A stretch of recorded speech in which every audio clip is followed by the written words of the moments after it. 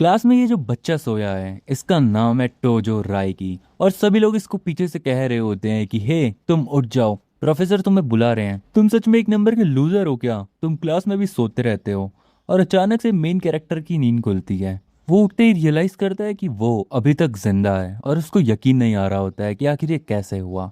सामने से प्रोफेसर कहता है कि सभी बच्चे शांत हो जाओ। और वो हमारे मेन कैरेक्टर से कहता है कि मुझे तुम्हारी फैमिली के लिए सच में बहुत ज़्यादा सिंपैथी है कि तुम्हारी फैमिली में ऐसा एक चाइल्ड एग्जिस्ट करता है तुम्हारे जैसा। और प्रोफेसर इसको बहुत कुछ सुना रहा होता है, लेकिन मेन कैरेक्टर का तो ध्यान इस पे होता ही नहीं है। वो ये सोच रहा होता है कि क्या मैं यहाँ पे रिकॉग्नेट हुआ हूँ, और वो भी उस बच्चे की बॉडी में जिसका नाम है टोजो रैकी। मेन कैरेक्टर में बताता है कि इस रीइंकार्नेशन से पहले मेरा नाम था ये ट्यानजी, और मैं कल्टीवेशन वर्ल्ड का एक बहुत बड़ा पिनैकल था। मैंने हर टाइप की एल्केमी और आर्टिफैक्ट फोर्जिंग या जितनी भी चीज़ें होती है उन सभी को मास्टर कर रखा था।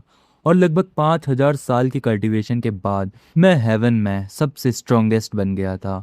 और लगभग 3,000 हेवनली ट्रिब्यूलेशंस के बाद मैं ऐसी स्टेज पे आ गया था कि मैं इमोर्टल गेट पर पहुंचने वाला था। लेकिन उस वक्त पर मुझे मेरे खुद के कंपेनियंस ने बिट्रे कर दिया। उन्होंने मुझे धोखा दिया और पीठ पीछे मुझे मार दिया। और जो मुझे सबसे ज़्यादा बिट्रेयल मिला वो अपनी खुद की फैमिली से मिला। मेरे खुद के लोगों ने मुझे बिट्रे किया। मैंने एक बार एक एम्परर की जान बचाई थी, और उसके बाद से जो उसकी डॉटर थी उसको मैं अपनी फैमिली की तरह समझता था।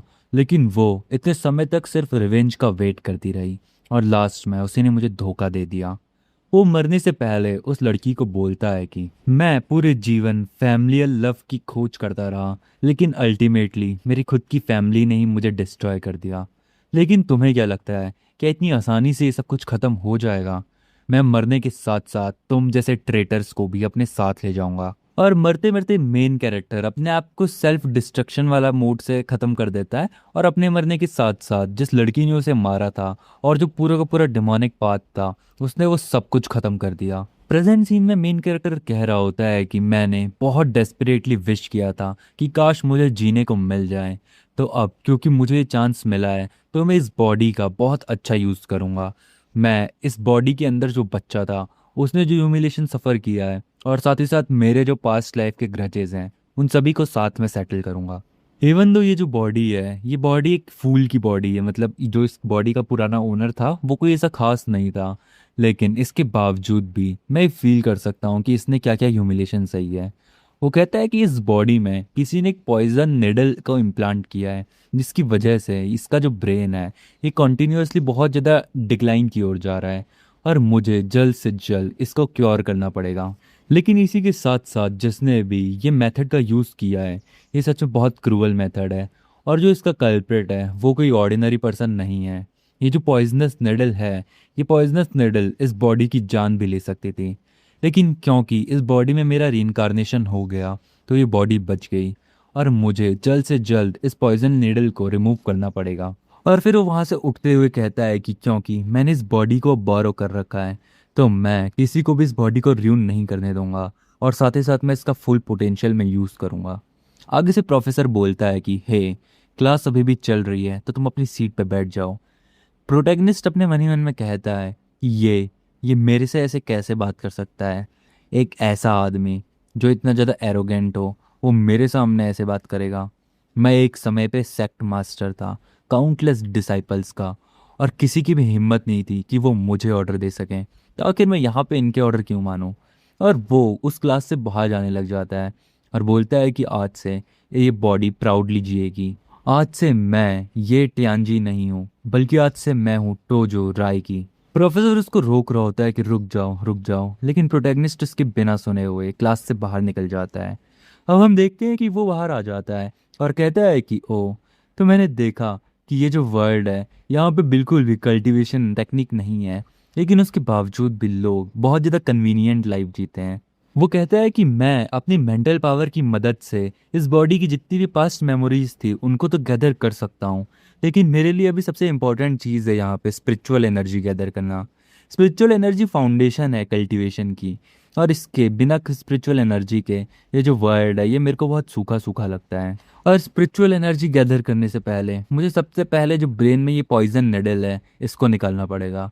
और हम देखते हैं कि वो अपनी यूनिवर्सिटी की डॉर्मेट्री में आ जाता है, जहाँ पे हॉस्टल वगैरह होते हैं। और वो रूम में आ जाता है और बोलता है कि मुझे ये ध्यान रखना पड़ेगा कि कोई भी मुझे इंटरफेयर ना करे, क्योंकि पॉइजन नेडल निकालने में थोड़ा वक्त तो मुझे लगेगा। वो बोलता है कि इस बॉडी की जितनी मेमोरी मुझे याद है, उस मेमोरी के अकॉर्डिंग इस रूम में टोटल 4 लोग रहते हैं, और उनमें से 2 तो अभी क्लास में ही होंगे, और एक बंदा बहुत रेयरली ही डॉर्मेट्री में वापस आता है। इसका मतलब ये है कि मेरे पास ऑलमोस्ट 1 घंटा है क्लासेस एंड होने से पहले अपना काम निपटाने का, और ये मेरे लिए बहुत ज़्यादा इनफ टाइम है। वो बोलता है कि मैं बेड में बैठ के ये काम नहीं कर सकता हूँ, क्योंकि इसमें बहुत ज़्यादा प्रेशर लगेगा जो टेक्निक में परफॉर्म करने वाला हूँ, तो मुझे ज़मीन पर बैठ के करना पड़ेगा। वो कह रहा होता है कि जिस भी कल्प्रिट ने ये किया है, वो एग्जैक्टली जानता था कि वो क्या कर रहा है। वो इस बच्चे को एक इडियट बनाना चाहता था दुनिया के सामने। वो इंश्योर करना चाहता था कि जो पॉइजनस निडल है वो उसको मारे ना इमिडिएटली, बल्कि धीरे धीरे करके उसकी बॉडी को ख़त्म कर दें। और उसने ऐसी जगहों पर इसको इम्प्लांट किया है कि सिटी स्कैन भी इसका पता नहीं लगा सकता। और फिर उसके बाद वो अपनी टेक्निक परफॉर्म करने बैठ जाता है, और कोई तो टेक्निक का यूज़ करता रहता है और बोलता है कि मुझे इसकी मदद से इस निडल को निकालना पड़ेगा। वो कह रहा होता है कि जिसने भी ये हाल किया है इस बच्चे की बॉडी का, मैं उसको पर्सनली पकड़ूंगा और उसको मार डालूंगा। मैं उसका वो हाल करूंगा कि वो कभी भी आगे से ये सब कुछ नहीं कर दे पाएगा। और हम देखते हैं कि फाइनली वो इतनी प्रेशर में अपनी टेक्निक का यूज़ करता है कि उसकी बॉडी से वो निडल बाहर निकल जाती है। और वो बोलता है कि ये निडल बहुत सालों से इस बॉडी के अंदर थी, और अभी इतनी ज़्यादा एनर्जी यूज़ हो गई है मेरे इसको करने में कि अब मेरे शरीर में बिल्कुल भी जान नहीं बची। और ऐसा कहते कहते वो वहीं पे बेहोश सा हो जाता है। अब थोड़ी देर बाद जब उसकी आंख खुलती है, वो खुद को हॉस्पिटल में पाता है, हॉस्पिटल के बेड में पड़ा हुआ, और कहता है कि मुझे एक मामूली सी टेक्निक परफॉर्म करने पर हॉस्पिटलाइज्ड होना पड़ गया। सच में मेरी बॉडी की इंटरनल एनर्जी बहुत ज़्यादा कम है। हम देखते हैं कि बेड में उसके सामने एक लड़की होती है, और वो लड़की उससे बोलती है कि बिग ब्रदर, फाइनली आप उठ गए, शुक्र है। वहाँ पे डॉक्टर आता है और डॉक्टर बताता है कि ये मेंटली एग्जॉस्ट हो गया था, लेकिन मुझे नहीं लगता कि और कोई मेजर इशू इस पे है, तो चिंता की कोई भी बात नहीं है, ये एकदम ठीक हो जाएगा। उसकी सिस्टर पूछती है कि तो दिक्कत की कोई भी बात नहीं है ना, कहीं आपको कोई और टेस्ट वगैरह ना करने हो। डॉक्टर बोलता है सब कुछ एकदम ठीक है, तुम डिस्चार्ज प्रोसेस किसी भी टाइम ठीक करो और उसको घर ले जाओ। और फिर उसकी सिस्टर बोलती है कि शुक्र है आपका, और वो थोड़ा थोड़ा रोने लग जाती है। मेन कैरेक्टर अपने मन ही मन में कह रहा होता है कि बहुत लंबा समय हो गया कि कोई व्यक्ति मेरे साथ इतना ज़्यादा अफेक्शन शो कर रहा है। सच में बहुत समय बाद मैं ऐसा देखता हूँ। अपनी पास्ट लाइफ में जब मैं ये टियांजी था, तो उस समय पर कल्टीवेशन एकमात्र जरिया था जिसकी वजह से मैं जिंदा रह पाया। वही था मेरी लाइफ की ओनली होप। लेकिन उसके अलावा मैंने 1000 ईयर्स तक ऐसी कोई फीलिंग नहीं देखी, ऐसा कोई फैमिलियल लव नहीं देखा। लेकिन इस प्रेजेंट लाइफ में, इस बॉडी में मुझे वो पूरा का पूरा अफेक्शन मिल रहा है। हमें पता चलता है कि ये जो करंट बॉडी होती है टोजो की, इस बॉडी में ये जो लड़की है इसका नाम है हाजुकी। इसका पूरा नाम है हाजुकी कासुमी, और ये डॉटर है प्रोटैगनिस्ट के फोस्टर पेरेंट्स की। मतलब ये जो फैमिली में अभी प्रोटैगनिस्ट रहता है, ये इसकी एक्चुअल फैमिली नहीं है। ये कहता है कि शुरुआत से ही मुझे सब ने बहुत ज़्यादा परेशान किया था, और जो मेरे रियल पेरेंट्स थे, द मोमेंट मेरा ब्रेन उन पॉइजन निडल्स से अफेक्ट होने लग गया, तो उन्होंने मुझे हैंड ओवर कर दिया एक किसी रैंडम फैमिली को, और तब से मैं इन्हीं लोगों के साथ रहता हूँ। मेरी एक्चुअल पेरेंट्स ने मुझे अबेंडन कर दिया, और मेरे फोस्टर पेरेंट्स भी बहुत बेकार हैं। लेकिन सिर्फ एक यही कासुमी है जो कि मुझे बहुत प्रोटेक्ट करती है, मुझे बहुत अफेक्शन देती है। और वो उसकी तरफ को देखकर मन ही मन में कह रहा होता है कि भले ही आज से रियल टोजो एग्जिस्ट नहीं करता है, लेकिन मैं हर वक्त तुम्हें प्रोटेक्ट करूंगा उसकी जगह। वो उसके पास आती है और उससे बोलती है कि क्या तुम्हें पता था कि मैं कितना ज़्यादा वरी हो गई थी। टोजो उससे बोलता है कि चिंता मत करो इडियट, देखो अब मैं एकदम कम्प्लीटली ठीक हो चुका हूँ। वो बोलती है कि बिग ब्रदर, तुम पहले से काफ़ी ज़्यादा डिफरेंट लग रहे हो। तुम्हारी आईज ऐसा लग रहा है कि दोबारा से अलाइव हो चुकी हैं। क्या तुम सडनली स्मार्ट हो गए हो क्या? तो जो बोलता है कि हाँ कुछ ऐसा ही समझो, मैं थोड़ा सा वाइजर हो गया हूँ पहले से।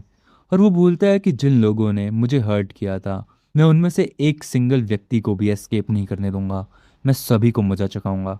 अब उसके बाद सीन ड्रॉप होता है और हमें अगले दिन का सीन दिखाया जाता है। ये है ओकिनामी सिटी की कोसा यूनिवर्सिटी, जिस यूनिवर्सिटी में हमारा प्रोटैगनिस्ट पढ़ता है। और आज के दिन प्रोटैगनिस्ट एकदम अलग ही लग रहा होता है पूरी यूनिवर्सिटी में। सभी लोग उसे देखकर कह रहे होते हैं कि क्या ये वही है? आखिर ये इतना ज़्यादा खाना कैसे खा रहा है? क्या ये वही टोजो नहीं है जो कि एक नंबर का इडियट है? आखिर ये पिग जैसा इंसान इतना ज़्यादा क्यों खा रहा है? मैंने ये सुना था कि ये एक दिन पहले डॉर्मेट्री में कोलैप्स हो गया था। वही टोजो अपने मन ही मन में कहता है कि मुझे नहीं पता है कि आखिर असली मास्टरमाइंड कौन है जो कि मुझे मारना चाहता है या मेरा यूज़ करना चाहता है। तो इसीलिए मुझे सबसे बहुत ज़्यादा सावधान रहना पड़ेगा। लेकिन सबसे पहली चीज़ ये है कि मुझे अपनी स्ट्रेंथ को रीगेन करना है। वो लाइब्रेरी में आ जाता है और लाइब्रेरी में बहुत सारी बुक्स पढ़ रहा होता है। उसने बहुत सारी बुक्स फैलाई होती है अपनी टेबल पे और बोलता है कि ये जो करंट वर्ल्ड है यहाँ पे बिल्कुल भी स्पिरिचुअल एनर्जी नहीं है और मेरा जो ओल्ड कल्टीवेशन मेथड था वो इनफ नहीं होगा कि मैं उस हद तक खुद को दोबारा राइज करूं जैसा मैं पहले था। वही पीछे से सभी लोग इसको देखकर कहते हैं कि आखिर ये टोजो आज लाइब्रेरी में क्या कर रहा है? ज़रूर ये मांगा बुक्स पढ़ने आया होगा। ये अपने दिमाग को पूरी तरीके से ख़राब करके ही मानेगा।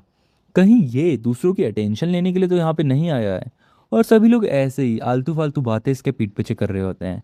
लेकिन टोजो उनकी बातों पे ज़रा भी ध्यान नहीं देता है। वो अपनी बुक्स पढ़ते हुए कहता है कि मुझे मेडिकल हर्ब्स की नीड लेनी पड़ेगी। उसी की वजह से मैं यहाँ पे अपने लिए कुछ कर पाऊंगा, क्योंकि जो स्पिरिचुअल हर्ब्स और एलिक्सर हैं वो तो इस वर्ल्ड में बिल्कुल भी एग्जिस्ट नहीं करती। वो कल्टीवेशन वर्ल्ड की चीज़ें हैं। तो मुझे यहाँ की चीज़ों का ही सहारा लेना पड़ेगा। वो पूरे दिन भर यही रिसर्च कर रहा होता है कि आखिर वो कैसे और ज़्यादा एनर्जी गेन करें।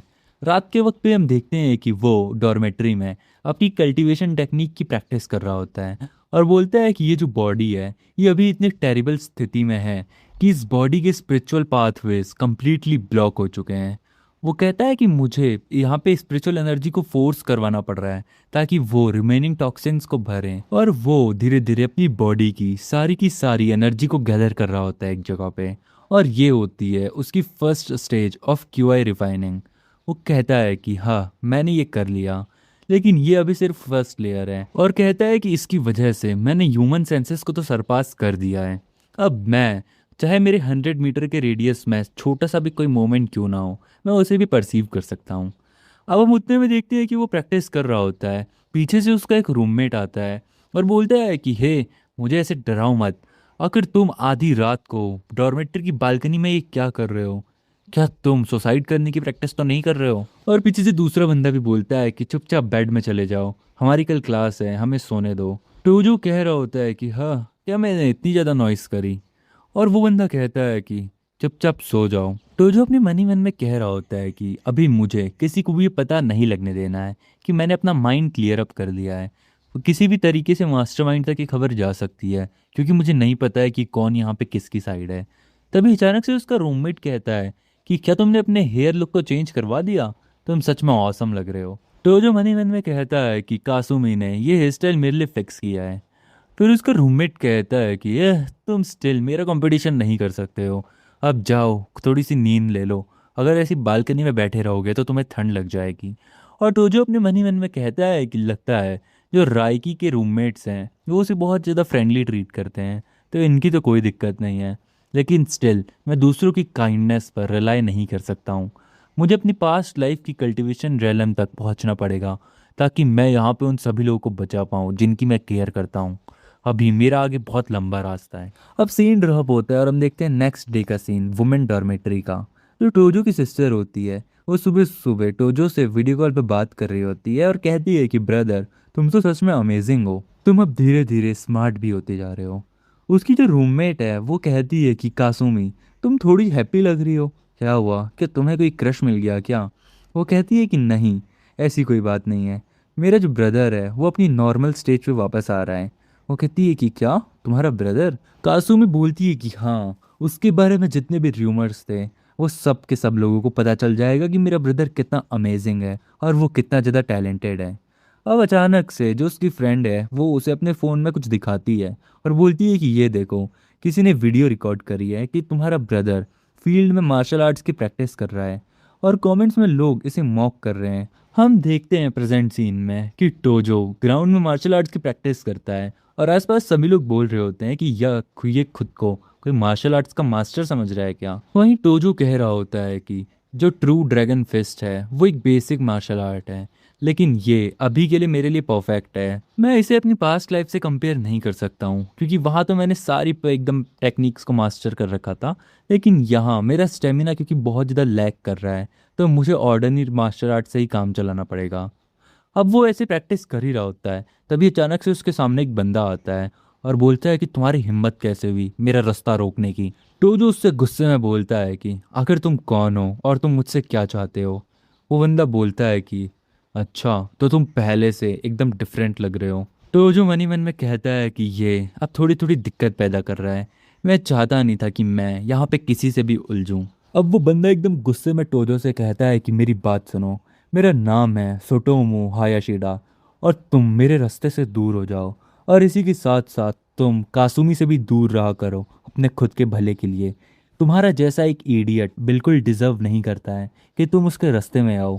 अगर तुम उसके साथ रहते हो तो वो सिर्फ और सिर्फ उसकी रेपुटेशन को नुकसान पहुंचाता है। टोजो कह रहा होता है कि मेरी प्रीवियस लाइफ में सारे के सारे सेक्ट मास्टर्स मेरे सामने झुका करते थे, वो मेरे सामने नील डाउन होते थे। लेकिन कितना आयरॉनिक है कि यहाँ पे एक मेयर मॉर्टल आदमी मुझे ऐसे ऑर्डर दे रहा है, और टोजो उससे बोलता है कि कासुमे मेरी सिस्टर है, तो वो चूज़ करेगी कि उसके आसपास कौन रहेगा और कौन नहीं रहेगा। तो तुम यह बेहतर होगा कि यहाँ से चले जाओ। वो बंदा गुस्से में बोलता है कि क्या तुम मुझे ये कह रहे हो कि तुम उससे अलग नहीं रहोगे। टोजो बोलता है कि मैं उसका भाई हूँ, तो तुम मुझे मत सिखाओ कि आखिर मुझे क्या करना है और क्या नहीं करना है। वो बंदा एकदम गुस्से में बोलता है कि तुम्हारी हिम्मत कैसे हुई मेरे सामने ये सब कुछ कहने की। तो जो अपने मन ही मन में कहता है कि मेरे टियानजी सेक्ट में ऐसे बहुत सारे लोग थे जिनको कि मैं बिल्कुल अच्छा नहीं समझता था, या फिर जो मेरे सामने हरकतें करते थे, लेकिन उनको भी मैं कुछ ना कुछ पोस्ट दे देता। लेकिन मेरे सामने ये जो बंदा खड़ा है, ये बिल्कुल भी इस लायक नहीं है कि मैं इसे ज़रा भी अटेंशन दूँ। वो सामने वाला बंदा अपने टोजो की तरफ को उसे मारने के लिए आगे बढ़ता है और बोलता है कि अब तुम्हारी कभी हिम्मत नहीं होगी मुझसे फाइट करने की। तुम्हें मार्शल आर्ट्स आती है ना, तो आओ मेरे साथ फाइट करो। और टोजो कहता है कि इसे तो सच में कोई भी मैनर्स और कोई भी डिग्निटी नहीं है। मेरी प्रीवियस लाइफ में जब मैं सेक्ट मास्टर था, तो उस समय पे एम्परर्स भी मुझसे एकदम रिस्पेक्ट से बात किया करते थे। लेकिन आज बहुत लंबे समय बाद एक नॉर्मल इंसान मेरे ऊपर डायरेक्ट पंच मार रहा है। सच में अब ये इसका ज़्यादा हो रहा है। और टोजो इसका हाथ पकड़ता है और बोलता है कि अब तुम नहीं बचोगे। और वो अपनी ट्रू ड्रैगन फिस्ट की फर्स्ट स्टांस यूज़ करता है, फर्स्ट फॉर्म यूज़ करता है, और उस बंदे को सीधा ज़मीन पे दे मारता है। आसपास खड़े सभी लोग कह रहे होते हैं कि आखिर ये अभी अभी क्या हुआ। हायाशिडा जो कि फिजिकल एजुकेशन डिपार्टमेंट का था, उसको इस टोजो ने कैसे मारा। टोजो अपने मन मन में कहता है कि एक मेयर मॉडल मुझ जैसे कल्टीवेटर को चैलेंज करेगा, इसे इसकी औकात पता होनी चाहिए। उसके बाद वो कहता है कि मेरा जो अभी कल्टीवेशन का पाथ है वो बहुत लंबा है। अभी मैंने सिर्फ क्यूआई कंडेंसेशन सीखा है, उसके बाद मुझे फाउंडेशन स्टैब्लिशमेंट करनी है, गोल्डन कोर तक पहुंचना है, नेसेंट सोल, उसके बाद सोल फॉर्मेशन, और फाइनली ट्रिबुलेशन क्रॉसिंग। ये बहुत लंबा स्टेज है, और अभी मेरे लिए मार्शल आर्ट्स बिल्कुल भी इनफ नहीं है, मुझे और भी टेक्निक्स को इवॉल्व करना पड़ेगा। वही हम देखते हैं कि हायाशिडा के पास कुछ लोग आ गए होते हैं और बोलते हैं कि हे, क्या तुम्हें हेल्प चाहिए, मैं तुम्हें हेल्प कर देता हूँ। एक बंदा बोलता है कि ये टोजो, ये एक नंबर का इडियट है, आखिर इसने तुम्हारे साथ ये सब कैसे कर लिया। हायाशिडा बोलता है कि मैं एक बार इन्फर्मरी चले जाऊंगा, उसके बाद मैं एकदम ठीक हो जाऊंगा, मुझे कुछ भी नहीं हुआ है। टोजो बहुत तगड़ा वाला ग्लेयर इस बंदे को देता है और इससे कुछ बोलता तक नहीं है। और टोजो की इस घूरने से ये बंदा इतना डर जाता है और कहता है कि ये बंदा आखिर एक इडियट कैसे हो सकता है। और वो टोजो से पूछता है कि क्या अब मैं यहाँ से जा सकता हूँ। और ये बंदा बहुत ज़्यादा काँप रहा होता है। टोजो उससे बोलता है कि क्या तुम्हें सच में मेरे बारे में नहीं पता कि मैं कासुमी का ब्रदर हूँ। वो अपने मन ही मन में कह रहा होता है कि ज़रूर कोई ना कोई रीज़न तो होगा कि ये मेरे पास आया और इसने मुझसे फ़ाइट करी। और वो उससे बोलता है कि तुम इतने स्टूपिड नहीं हो कि तुम्हें नहीं पता हो कि क्या सही और क्या गलत। और वो उससे बोलता है कि मुझे रियलिटी बताओ कि आखिर क्या रीज़न है। वो बंदा उसे बताता है कि मुझे यूज़ किया गया था। हीरो की मिनामी जो कि बिजनेस मैनेजमेंट से है, उसने मेरा यूज़ किया था, और उसी ने मुझसे कहा कि मैं तुम्हारे पास आऊं और आके तुमसे फाइट करूं। अब उतने में हम देखते हैं कि उसको पीछे से एक आवाज़ आती है कि ब्रदर, क्या तुम ठीक हो। और हम देखते हैं कि वहाँ पे उसकी सिस्टर आ गई होती है और वो उससे बोलती है कि क्या तुम्हें चोट तो नहीं लगी। टोजो बोलता है कि नहीं, मैं एकदम ठीक हूँ। और वो बोलता है कि तुम आखिर यहाँ पे क्यों आई और सुबह इतनी जल्दी क्यों उठ गई। वो बोलती है कि मुझे तुम्हारी बहुत ज़्यादा चिंता हो रही थी। और फिर वो उस बंदे की तरफ को देखती है और बोलती है कि मैंने तुम्हें हज़ारों बार बता दिया है कि मैं तुमसे हेट करती हूँ, तो तुम क्यों आखिर मेरे पीछे पड़ गए। और तुमने अगर दोबारा कभी मेरे ब्रदर से कुछ भी करने की कोशिश करी तो मैं तुम्हें छोड़ूंगी नहीं, देख लेना। और वो बंदा वहाँ से जाने लग जाता है और जाते जाते कह रहा होता है कि तुम क्या, मैं खुद ही आज से कभी इससे कभी टकराऊंगा तक नहीं। अब उसके बाद जो उसकी सिस्टर है वो कहती है कि मैं तुम्हें अपनी फ्रेंड से मिलाती हूँ, इसका नाम है रूना। और रूना बताती है कि मेरा नाम है रूना फुरुया, मुझे तुमसे मिलके अच्छा लगा। टोजो उसे देखकर कहता है कि ये एक यिन फिजिक है, इसकी बॉडी में जो मेरिडियंस है वो ब्लॉक हैं। ये ब्यूटीफुल है लेकिन अनफॉर्चुनेटली इसकी लाइफ स्पैन बहुत ज़्यादा छोटी है, क्योंकि इसकी फिजिक बहुत ऐसे कुछ तो दिक्कत है इसकी फिजिक में, मतलब जो कि टोजो समझ जाता है।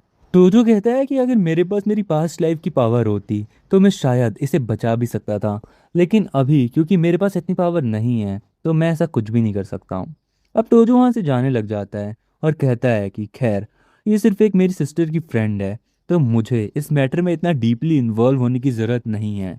मेरे पास अभी बहुत सारे काम है यहाँ पे करने को।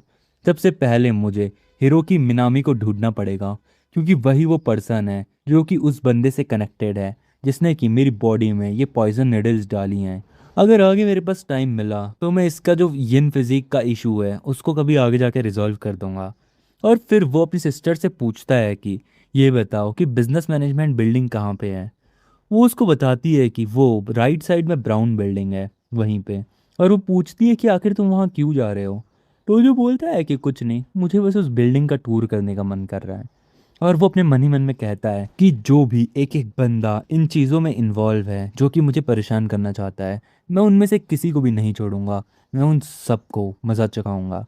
और उसको देखते हुए उसकी सिस्टर कह रही होती है कि राय की, तुम सच में बहुत ज़्यादा बदल गए हो। अब उसके बाद हमें दिखाई जाती है बिजनेस मैनेजमेंट डिपार्टमेंट के बिल्डिंग। और वहाँ पे कुछ लोग होते हैं जो कि आपस में बात कर रहे होते हैं कि क्या सच में हायाशीडा को मार दिया उसने, और क्या अब वो हॉस्पिटल में है। दूसरा बंदा बोलता है कि नहीं, ये हो ही नहीं सकता, क्या कि टोजो ने उसको मार दिया।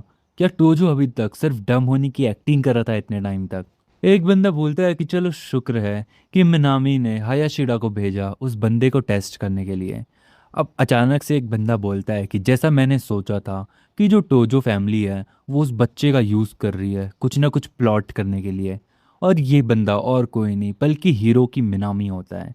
वो गुस्से में बोलता है कि मेरे लिए ये सब कुछ बिल्कुल भी मैटर नहीं करता है, मैं अपने खुद के हाथों से उस टोजो को क्रश कर दूंगा। मैं मिनामी फैमिली का रिप्रेजेंटेटिव ये वादा करता हूँ कि वो मेरे हाथों से नहीं बचेगा। और ये मेरे लिए एकदम परफेक्ट अपॉर्चुनिटी है कि मैं पूरी यूनिवर्सिटी में अपना नाम बना लूँ। सभी लोग मुझे जानेंगे हिरोकी मिनामी के नाम से। और मैं बिल्कुल भी केयर नहीं करता कि वो इडियट या वो स्ट्रे डॉग मेरे साथ क्या करेगा। वो सिर्फ एक बग है जिसको मैं किसी भी टाइम मार गिरा सकता हूँ।